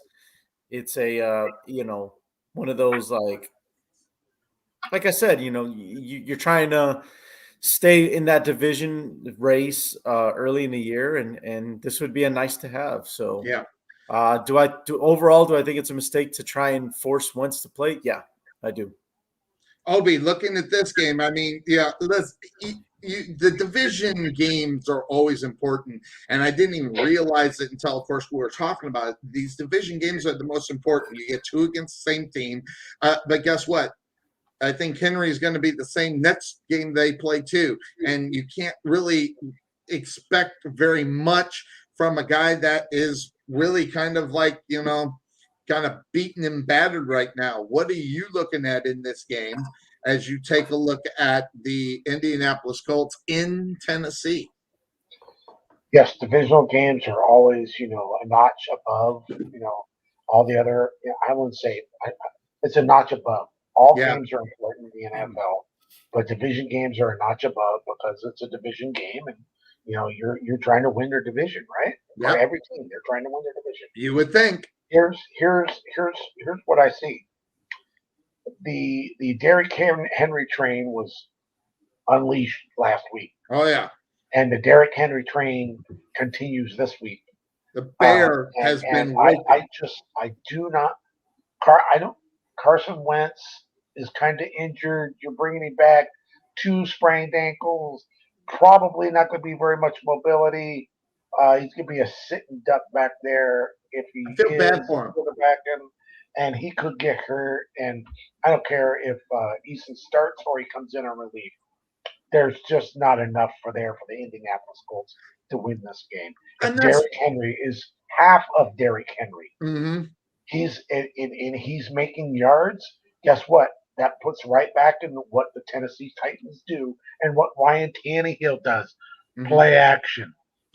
All day long, and those simple out routes are going to be huge for Tannehill. Listen, he doesn't have to throw the ball downfield because guess what? Don't hold back. It'll be all about the yakety yak. It'll be yards after catch. He's going to throw 10 yards down the way and get something figured out. Now, so I'm going to ask Cuervo this because, listen, I'm a realist because I think if I was Bill Belichick going into this game with Mac Jones with 2 injured ankles, this is a game, if I'm Bill Belichick, saying, well, we're going to lose this game. You mean Frank Wright? No, I'm talking Bill Belichick. Thinking of Bill Belichick is I'm going to lose this game. Screw it. I'm not going to risk my guy. I mean, listen, going into it, do coaches go into going, shit, we're not going to win this game? Why am I going to put Carson Wentz out there to go get buried? Screw it. We're going to lose this game. Sometimes you just have to accept it, Cuervo. Our NFL coaches built that way. I mean, because guess what? I think Bill Belichick I think he's a realist. I think he knows what's coming his way. And he'll say, you know what? Sometimes you just got to suck it up and, suck it up, Buttercup, and get it done. You're going to lose. You're going to lose. But you don't lose your star for the next 3 or 4 weeks. And that's what Indianapolis is doing in this game. They're putting their quote-unquote star, their franchise quarterback, at risk for one game. I get the divisional game, but Cuervo, you said it best. There's 14 other games coming this way. Right. And, not every coach thinks that way. The exceptional ones like Belichick, I mean, they think long-term. They think, okay, what's the risk to reward? And some coaches, they live week to week in the season. And then you got some coaches that think long term, they think big picture. And for Frank Wright, which one is he? And we're gonna find out today how his mentality is. And it's not even about like, I don't think we're gonna win this game anyway. No coach is ever going to admit, yep, I knew we were gonna get blown out today. I'm not that's not what it's about. But what it's about is you got to think long term. In my opinion, you got to, is today worth the next 14 weeks? And also, you have to have the realization, or as Chris Rock would say, sometimes you just gotta suck it up. But what is real to some coaches? It's week to week. That's real. Yeah. But for other coaches, it's like I said, you're thinking big picture. Yeah, the coaches, big picture. Other coaches, like you said, Bill Belichick, Andy Reid, and I hate to say this guy's name because I cannot stand him. Pete Carroll. Pete Carroll. Pete Carroll.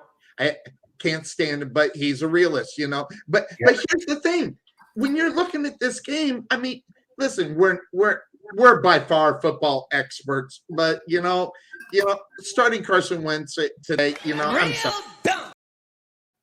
It's dumb. This is a bad mistake, and it can set the franchise this year back 3 or 4 weeks, maybe even longer, because if one of those ankle injuries turns into a high ankle sprain, 6 weeks. Yep. 6 weeks. At least. Now you got 6 weeks without Carson Wentz. Yeah, that's a really great job to do. And you don't have a real backup quarterback, and you go back to what this was at the beginning of the season. They dropped the ball. Now, granted, they are not going to go get Nick Foles. Okay, they won't do that. Man, have another Philadelphia explosion. My God. But they did not go get a backup for this football team after that. By the way, I did want to ask Cuervo one thing. Okay. About the game that him and I are going after each other. Uh-huh. Matt, is it Matt Nagy is the head coach? Yeah. Mm-hmm. Does he have something against Nick Foles? You weren't watching last year. He might.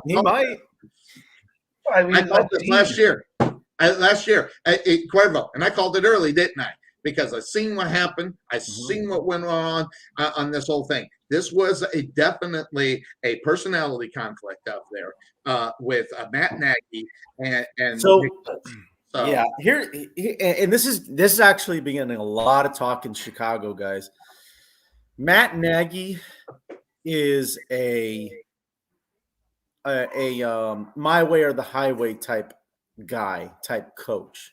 That's exactly how he operates. So I think Nick Foles, the reason that he's at the bottom of the list now is because Nick Foles, who has worked with Nagy before in Philadelphia, started questioning some of his strategies, started questioning some of his decisions that he was making. And when you do that, well, this is how you pay for it. You don't get your playing time. You get put as the third string quarterback and you're stuck. And because he's not conforming to, he's just not being a yes man to Matt Nagy because that's what Matt Nagy wants. And the rookie don't know any better. He doesn't know any different. So yes, Fields brings this whole other dynamic to the offense that Nick Foles doesn't bring. But because, Nick Foles is not a yes man, and that's what Nagy likes, well, that's what he's got against him. I think it comes more in the one word, right here. And Nick Foles wasn't getting it because he had the ring, and Nagy doesn't. And that whole thing, that's where it started. I think you're on the right track, Sonny, but I think it's more that Matt Nagy feels disrespected by Nick Foles because he's not being the yes man that he wants him to be. That's what Absolutely. I was telling Obi when you stepped off. And that's because Nick Foles has got the ring. Nick Foles, look, hey, I'm a Super Bowl champ. And I could be out there, and this is just me talking, and I could be out there and, hey, I don't like your play that you called in. I'm just going to call my own play because I got the Super Bowl ring. That's it. And that's it. I got the ring, baby. And not only that, how I got that ring. Yeah, right. How I came in and I took this team and I won that Super Bowl for him. And listen, his ego is a little bit high, and that just didn't mess with what's going on over in Chicago. Yeah, and here's another thing. So and like I said, this has been getting a lot of talk so far this year, and just in the short 3 weeks that the NFL season started, people in the Chicago media are asking Bill Lazor, the offensive coordinator of the Chicago Bears, hey, how do you feel about Justin? Well, I think he's ready. So then why isn't he starting? Well, that's for Matt Nagy to decide. So my point is, again, that's another example of how Matt Nagy he's the my way or the highway type coach. And I'm telling you, those guys, I mean, if that continue, I'm telling you, if that continues, guys, I will help Matt Nagy pack his bags and get him the hell out of Chicago. I'm telling you right now, there's no room for that, man. Absolutely. Like that old school Bill Parcells type coaching. It's not there anymore. I know it cringes you. It just does. It's like scratching a chalkboard, and I know you hate it. Yep. It makes you cringe that makes me mad. Players just don't listen to what the hell they're coaching. It just doesn't work anymore. It doesn't. Because now we're in a world where everybody gets an opinion, everybody gets a say so in things. There's no chain of command anymore. To a certain extent, those kind of coaches don't make it, okay? Because some people do. There's still dinosaurs out there. But the difference between the dinosaur and the new players are the assistant coaches. Just look at the biggest dinosaur in the NFL is one Bill Belichick, but he's got those young cats, as coordinators running the show, and basically Bill Belichick's going to say, "Hey, you little wuss, I don't want to see this kind of crap anymore. And if you can't like it, you can find a freaking door." And that's what they do. But the other guys go up and say, "Hey, guys, we gotta straighten this out." And so it's more of the approach on how the dinosaurs come to the players today, because you don't want to hurt their feelings.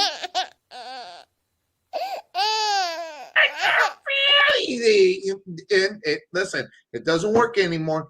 I hate it. You're right, Cuervo. It's one of the most disgusting things in football. I hate. So would you say Ohio State last night?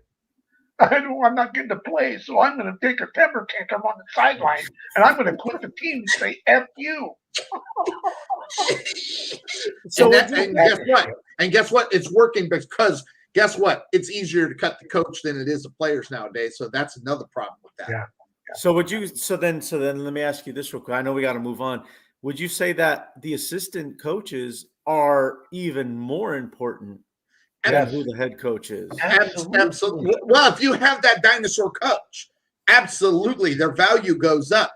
Look at Andy Reid. You can't tell me that's not a dinosaur coach. But look, he's got Eric Bieniemy out there doing what he does. And listen, when you got those guys that that raises their value. Okay, that's the reason why some of these coaches at the assistants are making more money than other teams pay their assistants. Is how much of an effect that actually has and how it helps their football team. So yeah, absolutely. I think there's more. That even goes into the college football world. Yes. Look at the freaking stable of horses that Nick Saban has on his staff. Yep. Those guys, they're getting plucked, like 2 or 3 get plucked every year. Yep. And he just replaces them. And I hate to say, Alabama is Alabama. Yep. And I can't stand it. And I'm going to tell you one more thing about assistant coaches. It was the same way, under Ohio State, under Urban Meyer, early in Ryan Day's crew, assistant coaches and coordinators were getting plucked out of the system. And now Ohio State's assistant coaches are not very good. And therefore, that's why Ohio State is struggling, because they don't have the names, the guys that are there and the guys that have done it and know what they're doing. And so that's why I hate the painstakingly. That's why Ohio State is struggling, and especially on the defensive side. When Ohio State football program gives up in 3 straight weeks 400 yards, 500 yards, and 500 yards, that doesn't work. Yep. Period. Interestingly enough. So good. I love it. I wish we had more time. We got to pop back into it. So let's do it. It's this one up next. It's the J-E-T Jets. The Jets are who they are. But Teddy Bridgewater, hey, listen, mad love, son. And Cuervo couldn't admit it. I've got some mad love. 328, 2 touchdowns, 125 quarterback rating. Come on, that's not bad. And Teddy Bridgewater using the guys out of here in Dallas, 9 receptions, 159. I'll tell you, when they grabbed this guy up in the draft, this guy's now becoming the guy they expected. It took a few years, it is. Now we got Bond, 4 receptions, 3 33 yards and a touchdown. That guy needs – I want to see more of him. But this is what it is. He's spreading the ball around. And Finnegan is going to be the guy. But here's the pass defense, 186 yards, only 6 yards, and that was with Mac Jones. Okay, a little bit different quarterback situation, so I don't know what we can expect from the Jets defense based upon week 2 when they were playing this team. But Zach Wilson, 4 interceptions, just can't do it. 210 yards, it could get ugly. And by the way, that Denver defense is pretty damn good. It might come into play this week too, because you can't have that. Because the tip drills, those defensive guys, they practice it. Wide receivers don't. And that could spell problems. And that defense, is going to be huge. Against Trevor Lawrence, they just didn't give this guy a chance. And there's no difference coming in here with Zach Wilson. Guess what? Rookie quarterback, same results, maybe. 31 carries, 152 yards, though. They're going to get some work out of the, offense, there. Maybe, I don't know. They need to continue to run the football in order to pass it, but that's going to be the problem. But the rush defense doesn't give up a lot. Only 75 yards. Listen, I hate these games because it's just too easy. I'm so all over Denver in this one. It's unbelievable. They're just playing well. And here's the thing, Cuervo. They got Teddy Bridgewater. Okay? You know what they're telling Teddy Bridgewater right now? Don't lose us the game. And that's exactly what's happening. They haven't lost all year long. They're 2-0, about ready to go 3-0 against these Jets, and he doesn't have to do a lot. He can slowly move up. He can slowly get better, and that's what they need. Denver, look at – they got the Raiders. They got the Chiefs in this division of football. Even to a certain extent, they have the Chargers. You need to keep going. You need to slowly steady. And they got the best schedule for that this year. So I'm liking what I'm seeing over in Denver. Denver probably wins this by 2 touchdowns. Oh, okay. You see that big of a win. Yeah, I'd say about probably 10 points or so. And they're home, baby. They're at home. Never mind, Denver home. Yeah. And look, and if Teddy Bridgewater has another big game, I won't be mad. You know why? Because I picked him up in my fantasy league. He's today. Starting this week, baby. Why did he's starting this week expecting a big game from Teddy? That was a good pickup, by the way. So, Obi, looking at Denver, I mean, is there a lot to talk about in this game? No, not a lot. What did I say last week with the Denver Broncos when they were playing? Who did they play last week? Oh, yeah. Who did they play, Sonny? Who did they play? Shut up.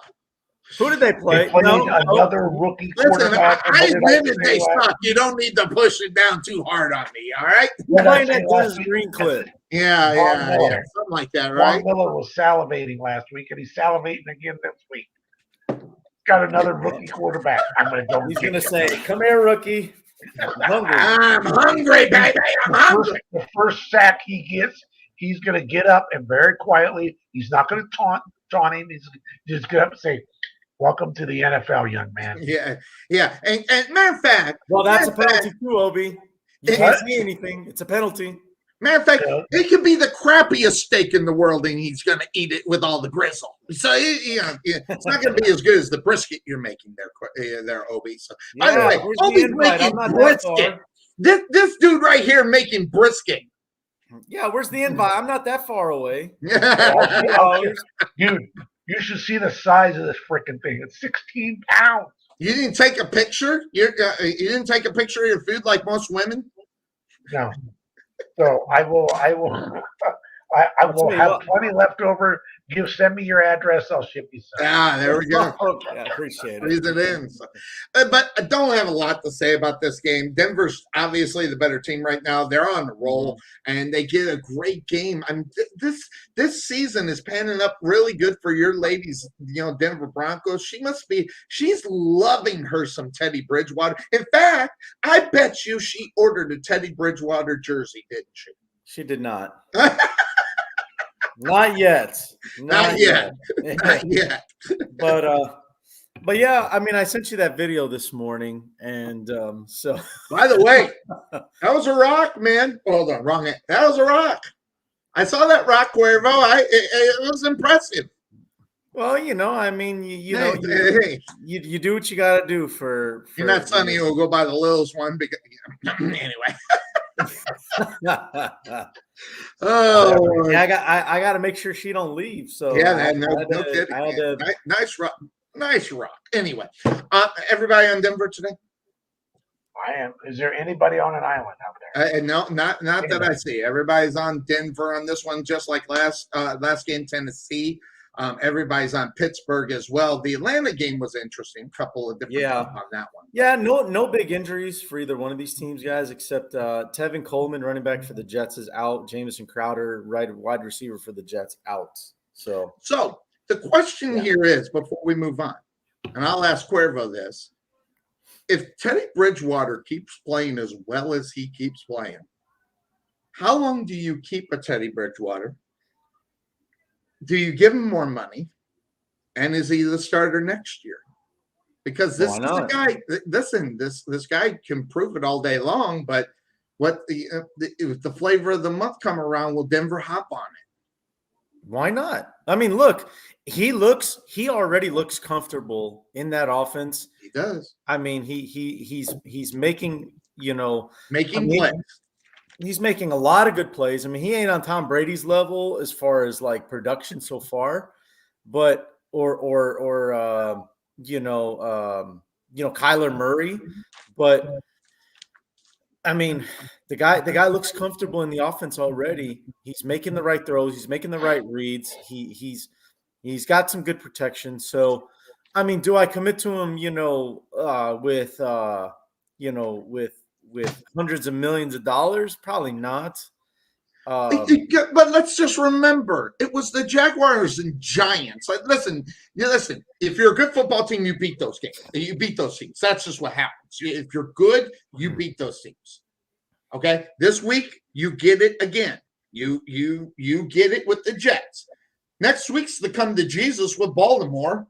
I mean, so they're going to get wiped. I'm sorry. I love them, and I want them to win.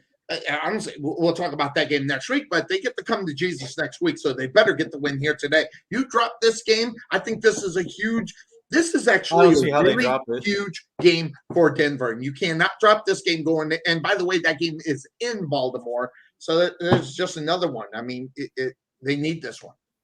Well, I mean, I don't see how they drop this game. I don't see how they do it either. Next week in Baltimore, look, moral victories don't count. But I think if Denver can keep that game close next week, then I think you start looking at the Broncos and saying, all right, they're moving in the right direction. Because 2-3 years ago, with Drew Lock at quarterback, they're getting their asses handed to them against the Ravens in Baltimore. Yeah, absolutely. The difference, what a difference one game makes, depending on what Teddy does compared to what Drew Lock did. You're absolutely right. It's a big shot up on there. All right, so everybody across the board on the Denver Broncos, which leads me to the Miami Dolphins, who are not good. And this one here, the Raiders, 382, 2 touchdowns, 126 quarterback rating. Are you kidding me? Good to see Derek Carr to be the guy 4 years ago. Will it continue is going to be the big question. Can he just do it from week in and week out to find the guys to make plays? And that's what we have been seeing. Listen, did anybody know who Darren Waller was before this guy came here, and playing here? No. 5 receptions, 65 yards, good stuff.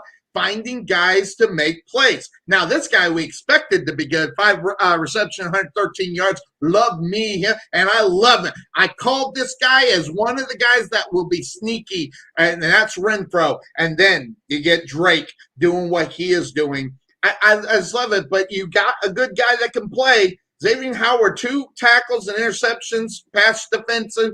This guy is all over the football field. So you got to talk about a guy that could be baited. That could be Carr. And against Josh Allen, he didn't have very much success. They got the win, but not a lot of success as far as stats and numbers are concerned. But they give it up on the ground. All right, 143 yards, 3 touchdowns, 5 yards a clip. Yeah. So they're giving it up on the ground. So maybe we'll see some running game coming from the Raiders. I don't know, but because their rushing offense has not really been playing well last week. But look who they played. They're going to be smash mouthing with the Steelers all day long. This is different. They're giving up the yards on the rush. Now, there it is, the big story. Tua out for at least 3 weeks. He did go on IR, that I know. But so Jacoby Brissett, he's got to go in there and not make mistakes. He did make the mistake right there, and not enough. And then 6 sacks, 11 quarterback hits. Listen, the Raiders defense, they're going to be salivating to get them some of them. So, interesting enough, here's the rush defense only giving up 39 yards and a touchdown. Big stuff. Rushing offense not getting a lot in reality. 71 yards on 20 carries is not anything to write home to mama about. And Brissett is going to get his start. So maybe Miami did the right thing by keeping Brissett, because I said Brissett needs to go back to Indianapolis after that injury with Carson Wentz early before the season. So they keep Brissett. Brissett gets a whole week to get ready. Does he have a snowball chance in hell in Las Vegas to win this game, Cuervo? Oh, Miami? No. No. Well, I mean, it's a Shane McMahon no chance. I tried no. to sell this one. Not working. Just like the song, "No Chance in Hell." Like yeah, exactly. Yeah. That's my. I wish I had that. I like that one. But interestingly enough, but you can't expect Miami to go in. And listen, Derek Carr. I don't know what's going on. But, I'm sorry. I'm still not buying the Chucky Derek Carr love affair. I'm still not buying it. I think there's a portion of these games where Derek Carr goes rogue. I think, and rightfully so, he's a damn good quarterback and could call his own plays if he needs to. I think there's a lot of that going on, and it actually has been working for him. And Obi, you get Miami to do it again. So, as much as I want Miami to think that they've got a snowball chance in hell, I just don't see it very well. I don't know. What do you give him a chance? No. Here, what I thought was very interesting you said, Sonny, is the love affair between Derek Carr and Chucky. And here's the thing. The statement that you had just said of Derek Carr going rogue, and thinking about a quarterback going rogue against a guy who is known as being the quarterback guru, right? I'm telling you, the Raiders' front four is very much underrated. Yes. That dude that they have at the defensive end, that dude is just a freaking beast. I can't remember if it's Henderson or something like that. That dude is just like, he is a beast. He can't wait until this game against Brissett. He's going to be in the backfield. He's going to create havoc. This game is not even close. I don't see where it is. Not only that. Listen, we get another week of seeing Raider fans in the Darth Vader helmet. Over there, that being the Las Vegas Raiders new home. Hey, but I got to check out. So. Right. It's been great. I'm sorry. No, it's good. You got a TCB. Having you here for a little bit. I love it. Thanks for joining us, my man. Hey, buddy. See my phone? See that? I'm going to be using it a lot today, texting you. I'll be ready. Be ready, yeah. I use the laptop through that phone. I have a good one. Go Browns. Yeah, go Brown. All right, bear down. Of course, But Oakland easy. Todd Benz even says Oakland easy. We don't have a lot to really talk about Miami, especially. But really, before we move on, Tua being down this is a big loss. Okay, listen, I get.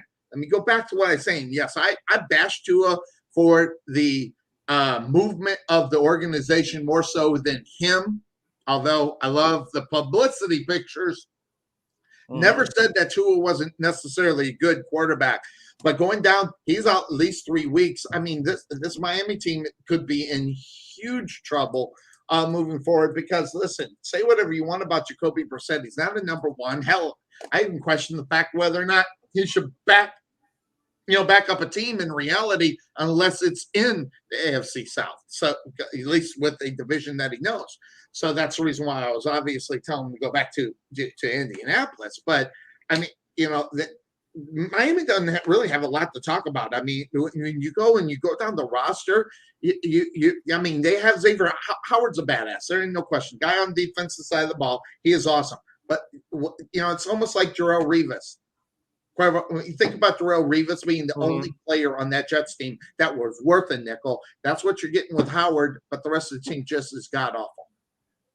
Yeah, well, I mean, I think on the offensive side, you've got something with Jalen Waddle, the rookie receiver from Alabama. But again, who's throwing him the football? Today it's going to be Brissett. So you're not really going to know. You really don't know what you have with him yet until he gets a quarterback that can get him the ball and a scheme that can help him make plays. Yeah. And so, Gaskin, is it Gaskin? Is that his name at running back? I mean, he's not bad. But yeah, I mean, Miami's, they're not well built yet. I think defensively they got some stuff, but offensively they've got a lot. I feel bad for Brian Flores. I think he's a good coach. Even, when we first hired him, I bashed him, but this guy put together a pretty good football team and players are playing for him, but there's just not enough personnel right now for Brian Flores to be successful. I think he's done a great job. I do too. He turned that, soup sandwich into, at least it looks kind of like a sandwich now. Yeah. It's not a mess anymore. He's got a good bread. Yeah. Good bread. Yeah, the bread's not soggy anymore. It's good buttery buns, Exactly. Yeah. But that'll take us to the game of the week. Everybody's talking about Cuervo. Of course, it is the Tampa Bay Buccaneers and the Rams. Interestingly enough, as far as this game is concerned, there's a lot to talk about it. Tom Brady, 276, 5 touchdowns. I mean, Mr. Consistent, finding everybody that he needs to find. And guess what? They still win football games. This one here, Gronkowski, only 39 yards, but 2 touchdowns. So using them where they need to use them. That tight end position, get down the red zone, find your guy. Even Mike Evans, 5 receptions, 2 touchdowns, only 75 yards. But guess what? Just get him the ball. Just get him the damn ball. And he does something with it, and that's huge. Tom Brady, though, Chris Godwin, even 4 receptions, 62 yards. It's spreading the ball around huge, but the pass defense giving up 245 for the Rams, but giving 2 interceptions. It's kind of deceiving. 2 interceptions, 245 though. I don't know, but they got to get to the quarterback. 3 quarterback sacks, 11 hits, but that's not going to happen today. I just don't think the offensive line for Brady is going to protect him. You're not going to see a lot of that. 3 sacks allowed, 5 quarterback hits. That's what I'm talking about, and that's week 2. That's the most we've seen him get hit. I just don't think we're going to see it this week because Tom Brady will be on their asses saying, I don't need to be hit this way. But Matthew Stafford turns into a different quarterback, 278, 2 touchdowns, and an interception. But, guys, this guy is on a MVP, caliber going right now. But Cooper Kupp, 9 receptions, 163, 2 touchdowns. Guys, he found his weapon. But he's also spreading the ball around. He's finding the guy, but he's still getting there. Robert Woods, 5 receptions, 64 yards, and going at him often. He had 9 targets, 1 drop that was bad. But the pass defense, 342 yards. I think that's a little bit too much for this defense that everybody's talking about. I don't think the defense is as good as everybody thinks they are, especially with some big losses. But they can get the 3 interceptions against Matt Ryan. But guess what? It's a little bit different. Matthew Stafford is not Matt Ryan. He's far better than he is, and there's no question about that. So the comparison is not there. It's apples to oranges. But 20 carries, 55 yards, that defense, you're not going to rush the football. So I don't know what they're expecting to come at. Henderson, 13 carries, 53 yards, and a touchdown. That's about the same what they'll get. I don't know if he'll get into the end zone or not. But listen, I don't know if Tampa Bay's defense is what everybody is cracked up saying what they are, Cuervo. And this is the game where it's bouncing around as far as the picks are concerned. As Fred Clark, my brother's on the Rams. Dennis is on the Tampa Bay Buccaneers. Bryce is on the Rams. And Obi, Tarvin, and Jonathan are on the Rams. A lot of people love what the Rams are going to be able to bring to them. But on the other hand, Cuervo, we talked about that defense. We weren't expecting much as far as, what we've seen in Tampa Bay. I don't necessarily think the Rams defense is as good as it is either, although, they're doing pretty good this year. I mean, they are 2-0 for a reason, right, Cuervo? So, yeah, exactly. And a lot of it had to do with defense. I just don't think it's up there as far as what my expectations were for the Rams defense as well. So, okay, that's what we'll say. These two defenses are playing Jekyll and Hyde with us, I think, in reality. So what are we going to get here today? What I think we're going to get here today, I think we're going to get, everybody's expecting a shootout, but I think it's going to be about the defenses. I think it's going to be low scoring. And I think it's going to really be about the running games. Yeah. Teams. I really do. How does Tampa get Leonard Fournette involved? Ronald Jones? How do the Rams, if Henderson's going to play, how do they get him involved?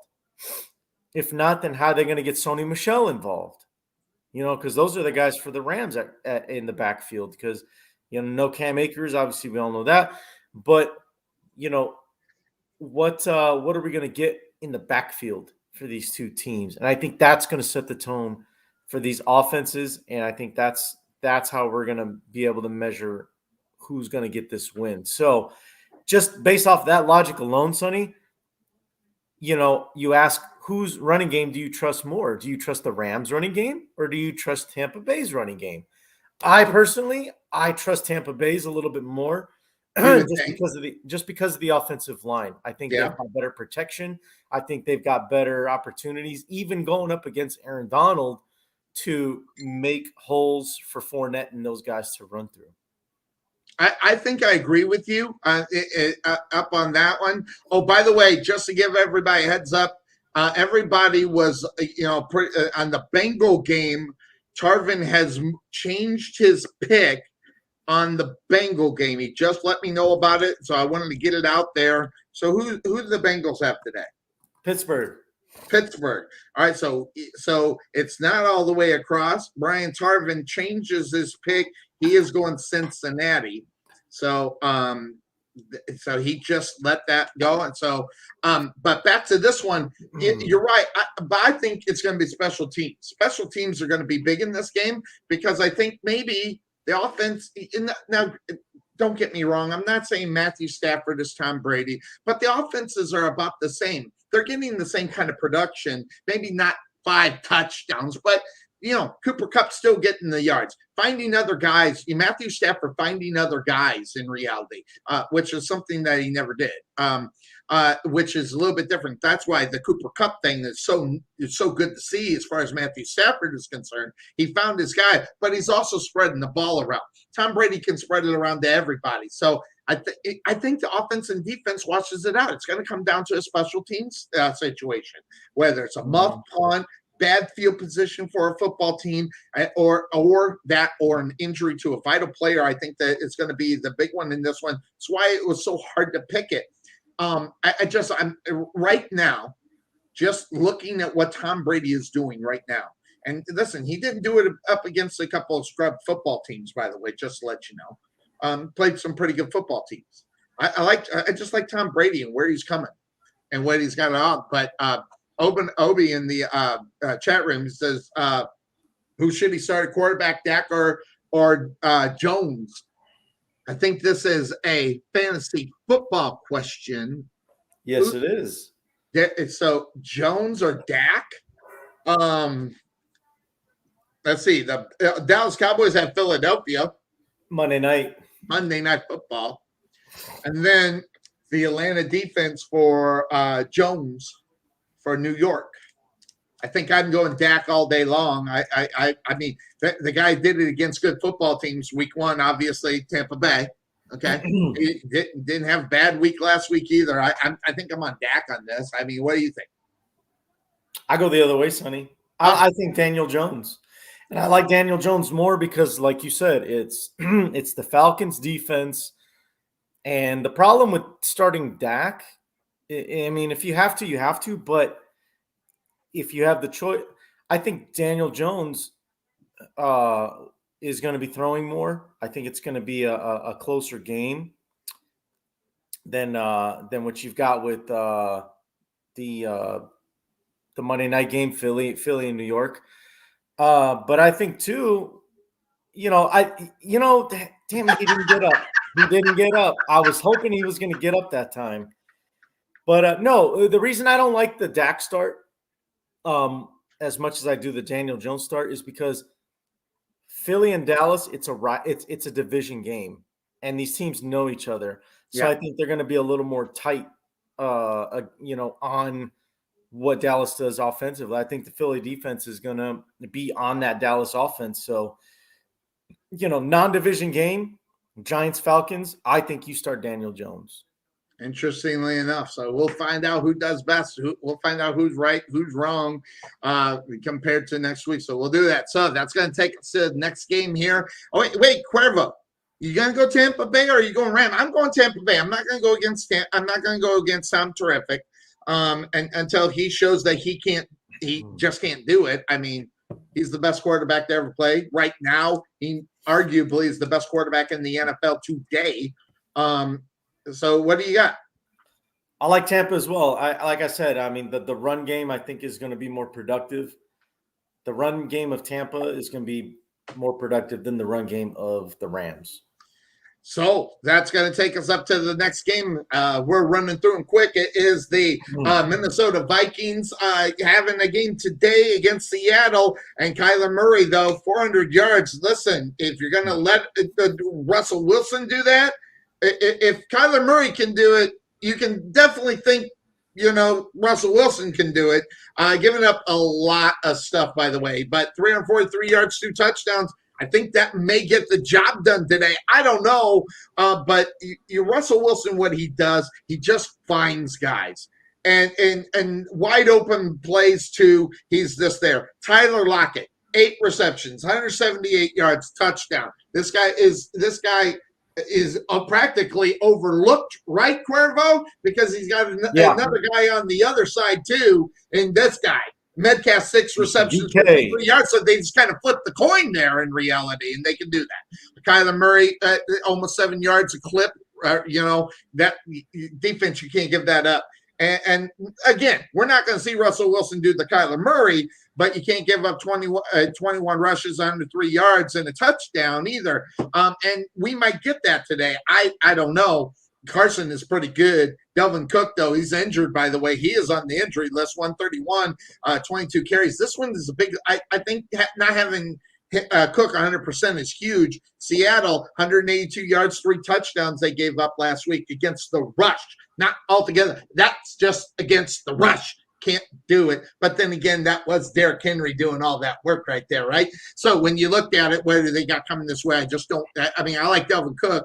But I don't think Kirk Cousins is going to get it. But 244, 3 touchdowns, 122. Listen, that was a pretty big win there for Minnesota. And still getting it to Thielen. I think they're missing out. I think they need to find that guy more. Because Justin Jefferson, as much as I like him, getting in for a touchdown, that's cute. Osborne, 5 receptions, 91 yards, that's good too. But find your superstar, Cuervo, and Kirk Cousins doesn't do it enough. And Ryan Tannehill, 347. This tells me a lot. It tells me that we might see some, air rolling with Kirk Cousins. But who knows? But Daniel Hunter, how about this? 3 sacks, 7 tackles, 3 for loss, hitting the quarterback. I mean, they're going to be after Russell Wilson because they gave up 3 sacks and 6 quarterback hits last week. But that's against Tennessee, and I think maybe the defense is better this week, so that O-line needs to come to play because I think it could be a very interesting game today because I thought this one was easy. And then I saw all this clips, and man, parts of me wants to go Minnesota. I just don't trust Kirk Cousins, and it's the reason why I can't go Minnesota. This is going to be about the quarterback, whether you're going to protect it or the quarterback's going to protect him or the quarterback's going to go off big. And I just see it on the other side in Seattle. Yep. All right, Sonny, hit the button. Okay. And I was wondering when it was going to happen. So let's. Breaking news coming from the Couch Potato Sports Show and the man himself, the fine co-host of this program, Cuervo. What's up? All right, guys. If you have Dalvin Cook in your fantasy team, get him out. No Dalvin Cook today, guys. He is not going to play. Now, Adam Schefter, who I trust. I know you're more of a Mortensen guy, Sonny, but he's got him. They're now. I know there's no such thing as unlikely, but when Adam Schefter says someone is unlikely to play, probably going to be that means unlikely. they're doubtful, and that means you're probably not going to see that guy. So, that's the breaking news. Don't expect to see Dalvin Cook today in that game against Seattle. On top of that, Russell Wilson in his career 7-0 against the Minnesota Vikings. So, wow, I did not know that. With that being said, name of the show, I am going to take the Seattle Seahawks to win this game. And Jonathan and Tarvin are on Minnesota. Everybody else is on Seattle. Especially that injury to Dalvin Cook. If they had a chance, it would be because they would get the mix of having Dalvin Cook run the football, opening up the play action for maybe Kirk Cousins to be successful. Without Dalvin Cook on it, that's all they're going to do. And they're going to be coming at him like me with a Swiss cake roll. I mean, listen, he don't have a snowball chance in hell of surviving that. It could get ugly in reality. And the fact that Dalvin Cook is not in this game, this could get really ugly. I think this could be a blowout. I would have said a blowout if they were in Seattle. I won't go full blowout, but this is going to be a 10 or 14-point game, and I think Seattle wins it fairly handily. Mm-hmm. Yeah, I mean, it's a huge loss for me. Yeah, big time loss when you don't have your guy. Because now you rely on your boy Kirk Cousins to carry the whole load today. Yeah, pretty pathetic. And the way they lose that game last week, man. On that missed field goal. How many times are you going to break Viking fans' hearts by missing field goals? Seriously. Well, they're going to break it every time. They got I don't know what that contract reads for Kirk Cousins. One of these days, I might have to look at it. I think he's one more year up there, and so they with a lot of money, by the way. So hopefully for that, but we'll see. All right, 10 minutes. Hey, by the way, just really quick, you working tomorrow? Yes. I'm doing a show on Monday because I'm tired of watching NFL channel, ESPN, Fox. I'm tired of it. It's 4 games. That's all they talk about. There's 16 this week. I like to talk about them all. So I'm doing the show tomorrow. Just don't know what time it is. We'll review it. So we got 2 more games. That means the Green Bay Packers are the guys that leaves the bad taste in his mouth. That being Cuervo goes up against San Francisco. And let's go. Aaron Rodgers, 255, 4 touchdowns, 145. Guess who's back? Is he back? I don't know. We'll find out because I don't know. It was the Lions. But, say whatever you want. The guy seems to be finding guys that needs to be out there, like the Devontae Adams, 121. No touchdowns, 8 receptions, though. So he's getting them the ball. So that's good because we didn't see that in week 1. And then we got Tanya, and he gets a touchdown, 52 yards. And how about out of the backfield, 48 yards, 3 touchdowns, 6 receptions for Jones. That's huge. But the pass defense, they put a hurt on Jalen Hurts. I mean, last week, and that was the game I wish I had back. But I only held him to 190, 80 quarterback rating, and just knocking balls all over the place. How about 2 sacks and 3 tackles with Nick Bosa? And Bosa will be in the lineup. 2 quarterback hits as well. Is he 100%? We'll find out. But, man, when he's in there, that guy makes some noise. 3 sacks allowed last week by the Green Bay offensive line. Can't do it. Can't have Aaron Rodgers get hit 7 times.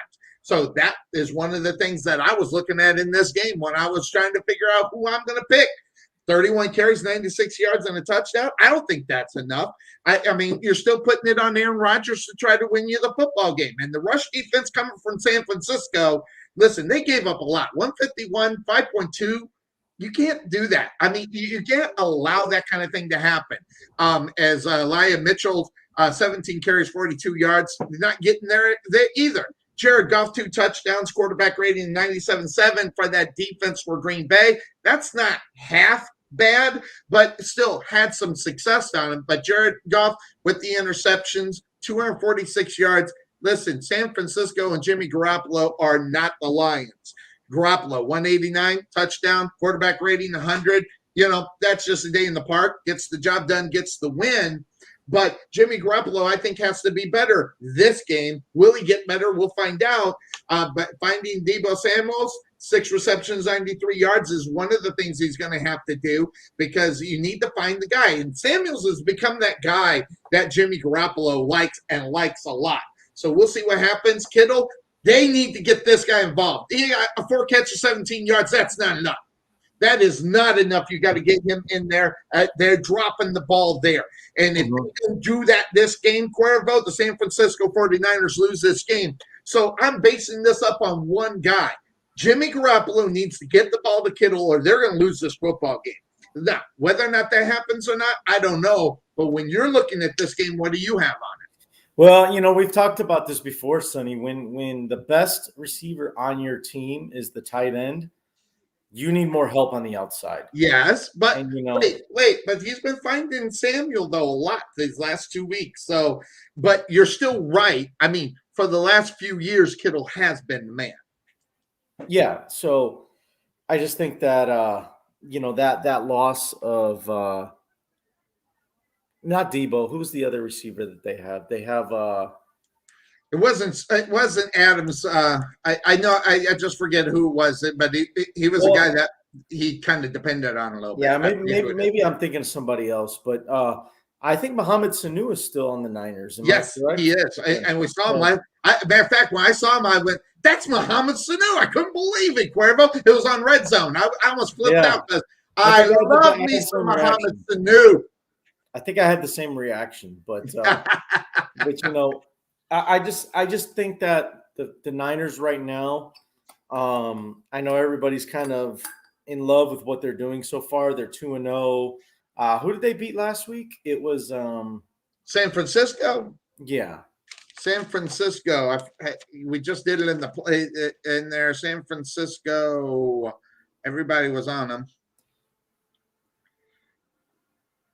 I'm blind. I can't find it. There it is. They played Philly. You and me, we're on Philly. I was so mad. I was so mad, but because Philly did not show in that game. By the way, and by the way, your buddy and me, we're gonna butt heads if the Philadelphia Eagles don't show up when they're supposed to, and Cuervo, I'm gonna tell you right now, that game alone made me pick my game on Monday Night Football. They didn't show against a good football team. Listen, the Dallas Cowboys are a good football team. So, interestingly enough, Monday Night Football is going to be interesting. But back to this one, San Francisco, Green Bay, what are we going to get from Aaron Rodgers? He's still, hey, listen, that was the Lions. Now, if that was against a good football team, I'd say, hey, Aaron's back. But Aaron Rodgers can do that in his sleep against the Lions. I'm sorry he can. So, I don't know. His mental state going into it, a rough football game, I don't know if I'm buying in completely with Aaron Rodgers yet. Good performance last week, but going up against a team that seems to be all mentally there, I'll just say that. So that's the reason why I'm hanging out on San Francisco in this one. Who you got, Cuervo? Oh, excuse me while I puke in my hat. Man. I was almost on an island on this one. Those ugly guys in green. Yeah, green. Not Philadelphia Eagle green. No, there's nothing wrong with that. But I can't say it, but I think you know. I know who you're going, so I'll write it down. And that leads us to Monday Night Football with the bad taste in Cuervo's mouth. We'll go to Monday Night Football. And listen, you say whatever you want. You want to talk about a rivalry, whether it's in the stands or on the football field.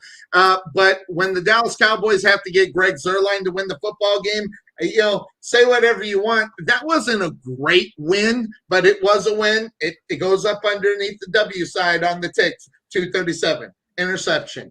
And, only 8 yards per attempt. That's not Dak Prescott-ish, but it got the job done last week against the Chargers. But I will tell you, CeeDee Lamb made up for a lot of drops in the first 2 games, 8 receptions and some yards. And against Jimmy Garoppolo, touchdown, a quarterback rating of 100. The Philadelphia Eagles, I think we could get better with Dak. So I don't like that. And I don't like the way that the defense played against them. Look at Garoppolo 189, and they didn't win last week. But it's about rushing, okay? 117 yards, only 3 yards and a touchdown they gave up last week. That defense is pretty good in Philly. But Ezekiel Elliott had an average game, 71 yards and a touchdown. Believe me, no one's talking about him. Why? I mean, he is the $1 million man. This guy's got more money. They're talking about this guy. 109 yards and a touchdown on 13 carries, and that's Tony Pollard. And everybody thinks this guy's the next flavor of the month. But Miles Sanders in week number 2, 55 yards, 4 yards carry on 13 carries. We need to see more, because that'll take the pressure off the quarterback, because Jalen Hurts is running the football a lot too, 82 yards and a touchdown. I don't know if we want to see that. I think that's just the norm for these young guys. They got him because he can run? I don't know. But 19 carries, 95 yards for the rushing defense for the Cowboys. Not horrible, not great, not horrible. 2 interceptions against Justin Herbert held him to 87.2 on that quarterback rating. So there's a lot to look at. I'm not buying the Dallas Cowboys defense as being good, that they've actually performed a little bit. Parsons had a good game. We talked about him coming into the game, 4 quarterback hits and 2 tackles and a sack and a tackle for loss. He had a pretty good game. Jalen Hurts, 190 yards, 80 quarterback rating. That's not going to get the job done in most games, Cuervo. At least I don't think. I think you'll agree with me. And it didn't get done. It didn't get it done last week against the 49ers.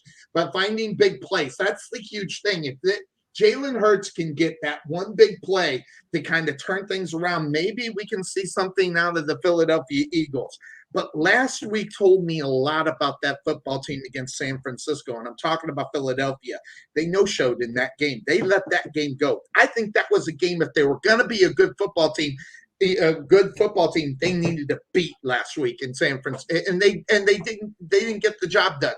And I think the Dallas Cowboys have a better quarterback in reality, and I just don't see it this week. I don't see it for the Philadelphia Eagles. Listen, I'm no Dallas Cowboy fan by any stretch, Cuervo. Everybody knows that. What do you see? I'm going to be on Dallas in this one. Yeah, I think I am too, Sonny. It's not because I like Dallas, like you said. Hate him. Because I'm a Cowboy fan or anything. I like Dak. Hate the Cowboys. Yeah, I think Dak is doing, what he needs to do to prove, why he's been asking to get paid. Yeah. Mm-hmm. But and he got paid. He got paid. Exactly. Yeah, no, he definitely did get paid. But that's the thing. Like, I think that Dallas really showed a lot last week going into LA, winning that game against the Chargers. And I think that because they're in Dallas for this game tomorrow, are they not? Yes, is it correct. Dallas? Yeah, yes. So I just think it's a little too much right now for the Eagles. I think they're a little too young to win games like this. So I'm gonna go with Dallas. All right, Cuervo. What is your fantasy football? Yeah, I know you were trying to do the poll, by the way. I know the answer to that question. I'll let you know what it is. But you're trying to do the poll. We're not going to be able to do the polls on our pages. We need to create a group if we do that. So that being said, what was your fantasy question that you had set for this week? Yeah, so and we're going to try to do this every week, guys, get everybody's input. But for my flex position. Flex. We still got to come up with a good name for that. And I'll make a video for it when we get the name. Mm-hmm. I got 3 different choices. So I've got Adam Thielen, Okay. I've got that's Tim going up against Seattle. Yep. Tim Patrick, the wide receiver for Denver, going up against the Jets. Or I can go a little outside the box and I can go with Dallas Goedert, the tight end for Philadelphia, against the Dallas Cowboy defense. I think this one's easy. St. Patrick against the Jets defense. St. Patrick's, I'm sorry, against that Jet defense. That defense gives up a lot in the air, Cuervo. Now, whether or not they'll go to him, that's going to be the big question, right, Cuervo? Whether or not they'll find that guy and get it done. But as far as what you can see, as far as what you think you'll see in that game, I think that ball will be in the air a lot. I think the passing is going to be big. That's probably the reason why I go with him. What was your thinking when you took it? What was your gut reaction to grab it? As Todd Mintz says, go Goddard. Okay, Goddard. Interesting. My instinct was go Thielen, just because he's a superstar. Yeah, well, that and look, no Dalvin Cook, so I know they've got Madison in the backfield, but look, that's a good point. I change it. I go Thielen because they know Dalvin Cook. But the problem is there won't be any play action, so Thielen's going to have to get open, right, Cuervo? He's going to have to beat this guy, because everybody knows they're going to go to him. Will they be doubled up on that? That'll be a good question, too. But I don't think you double up Thielen, though. Well, Thielen's good, but you don't double him. Yeah, because if you do that, then now you got Jefferson on the other side. And he's a good – listen, that guy's becoming a good step. He could become a good step-up number 2. He's good, too. Watch out. He could become a good step-up number 2. Now, I think he's well on his way if he's not there already. So interestingly enough, that is Cuervo's flex position question of the week. We'll do that earlier so we can get it in before the game starts. Well, the game's only started, just all right. Cleveland gets the ball first. Who? Cleveland. Okay. So Cleveland. So Cleveland. I thought you said New England. So Cleveland gets the ball first. Yeah. That should be interesting. So, by the way, are you watching the Bears game at the same time as Red Zone? Yeah. So I have this app that I use, and I have Red Zone, but I also get local channels too, so I'm able to watch the full Bears. Oh, you got one of those IP things going on. I like it. I was thinking about doing that myself. I was thinking about going with that, but hugely. So Cleveland got the ball. Yes, Cleveland got the ball first there. What? Yeah. Oh, that was terrible. Crazy knuckleheaded terrible. Oh, Chuck doesn't like it. Chuck didn't like it at all. So, but I love Sunday mornings. I'm telling you, Cuervo, Sunday mornings is what it's all about for me. 18 weeks is fantastic. I mean, dude, I can spend 14 hours getting ready for this and be just as bad or just as good, and it won't matter because it's Sunday, it's football, it's time for the NFL. What it's all about right here. It's what it's all about, and I'll tell you, it's time to get to some red zone. So for everybody involved, we had Bryce, we had Obi, we have Cuervo. It's me, Sonny Clark, the hardest working man in sports radio, along with the MVP, Cuervo. We're out of here. Enjoy week number 3. 3rd and 10. This is the week I'm going to win this week. I'm going to win this week. By the way, you and Obi won. I had the video set, but the volume is way too high, so I didn't play it because I didn't want to blast everybody's ears out. So I did make it. Okay. So turn down your volume. And I will play it as soon as I can find it. It's right there. So turn down your volume. Thought I'd have a little fun with it. Time to play the game. Obi Cuervo, they go 11-5 last week. They tied for the week for the picks. So we got the tie right there. By the way, I think your woman wears the fedora a little bit better, or the hat better. I agree. I saw that picture. I was like, hey, she wears the hat there. I was gonna crop it and put you two together with the hats and stuff, but she just looks better than you. So I didn't want to waste the picture, So Yeah, no, I hear you. But hey, the music's loud for this one. It's the rankings going into this one. So turn down this one's really loud. You thought that last one was loud? This one's really loud. That's why I didn't play it, by the way. Right here. Frank Clark up on top 21 and 11. That's my brother Cuervo slowly moving up at 20 and 12. DC Dennis Clark and Obi at 19 and 13. I'm at 18 and 14 along with Marvin and Blythe and Jonathan at 500 at 16 and 16. So hopefully we can see Jonathan move up. He's got a couple picks on the side.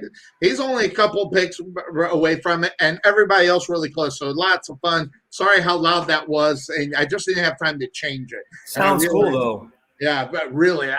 Yeah, so that's going to do it for us here on the Couch Potato Sports Show. I am going to go on air again. It's going to be around because I want to get up, have some coffee, and chill out a little bit. So it'll probably be at about 10 o'clock my time. So, and chill out because I'm going to sleep in because I do have tomorrow off. So that's going to do it for us. Hey, everybody, have a good one. We'll see you next week.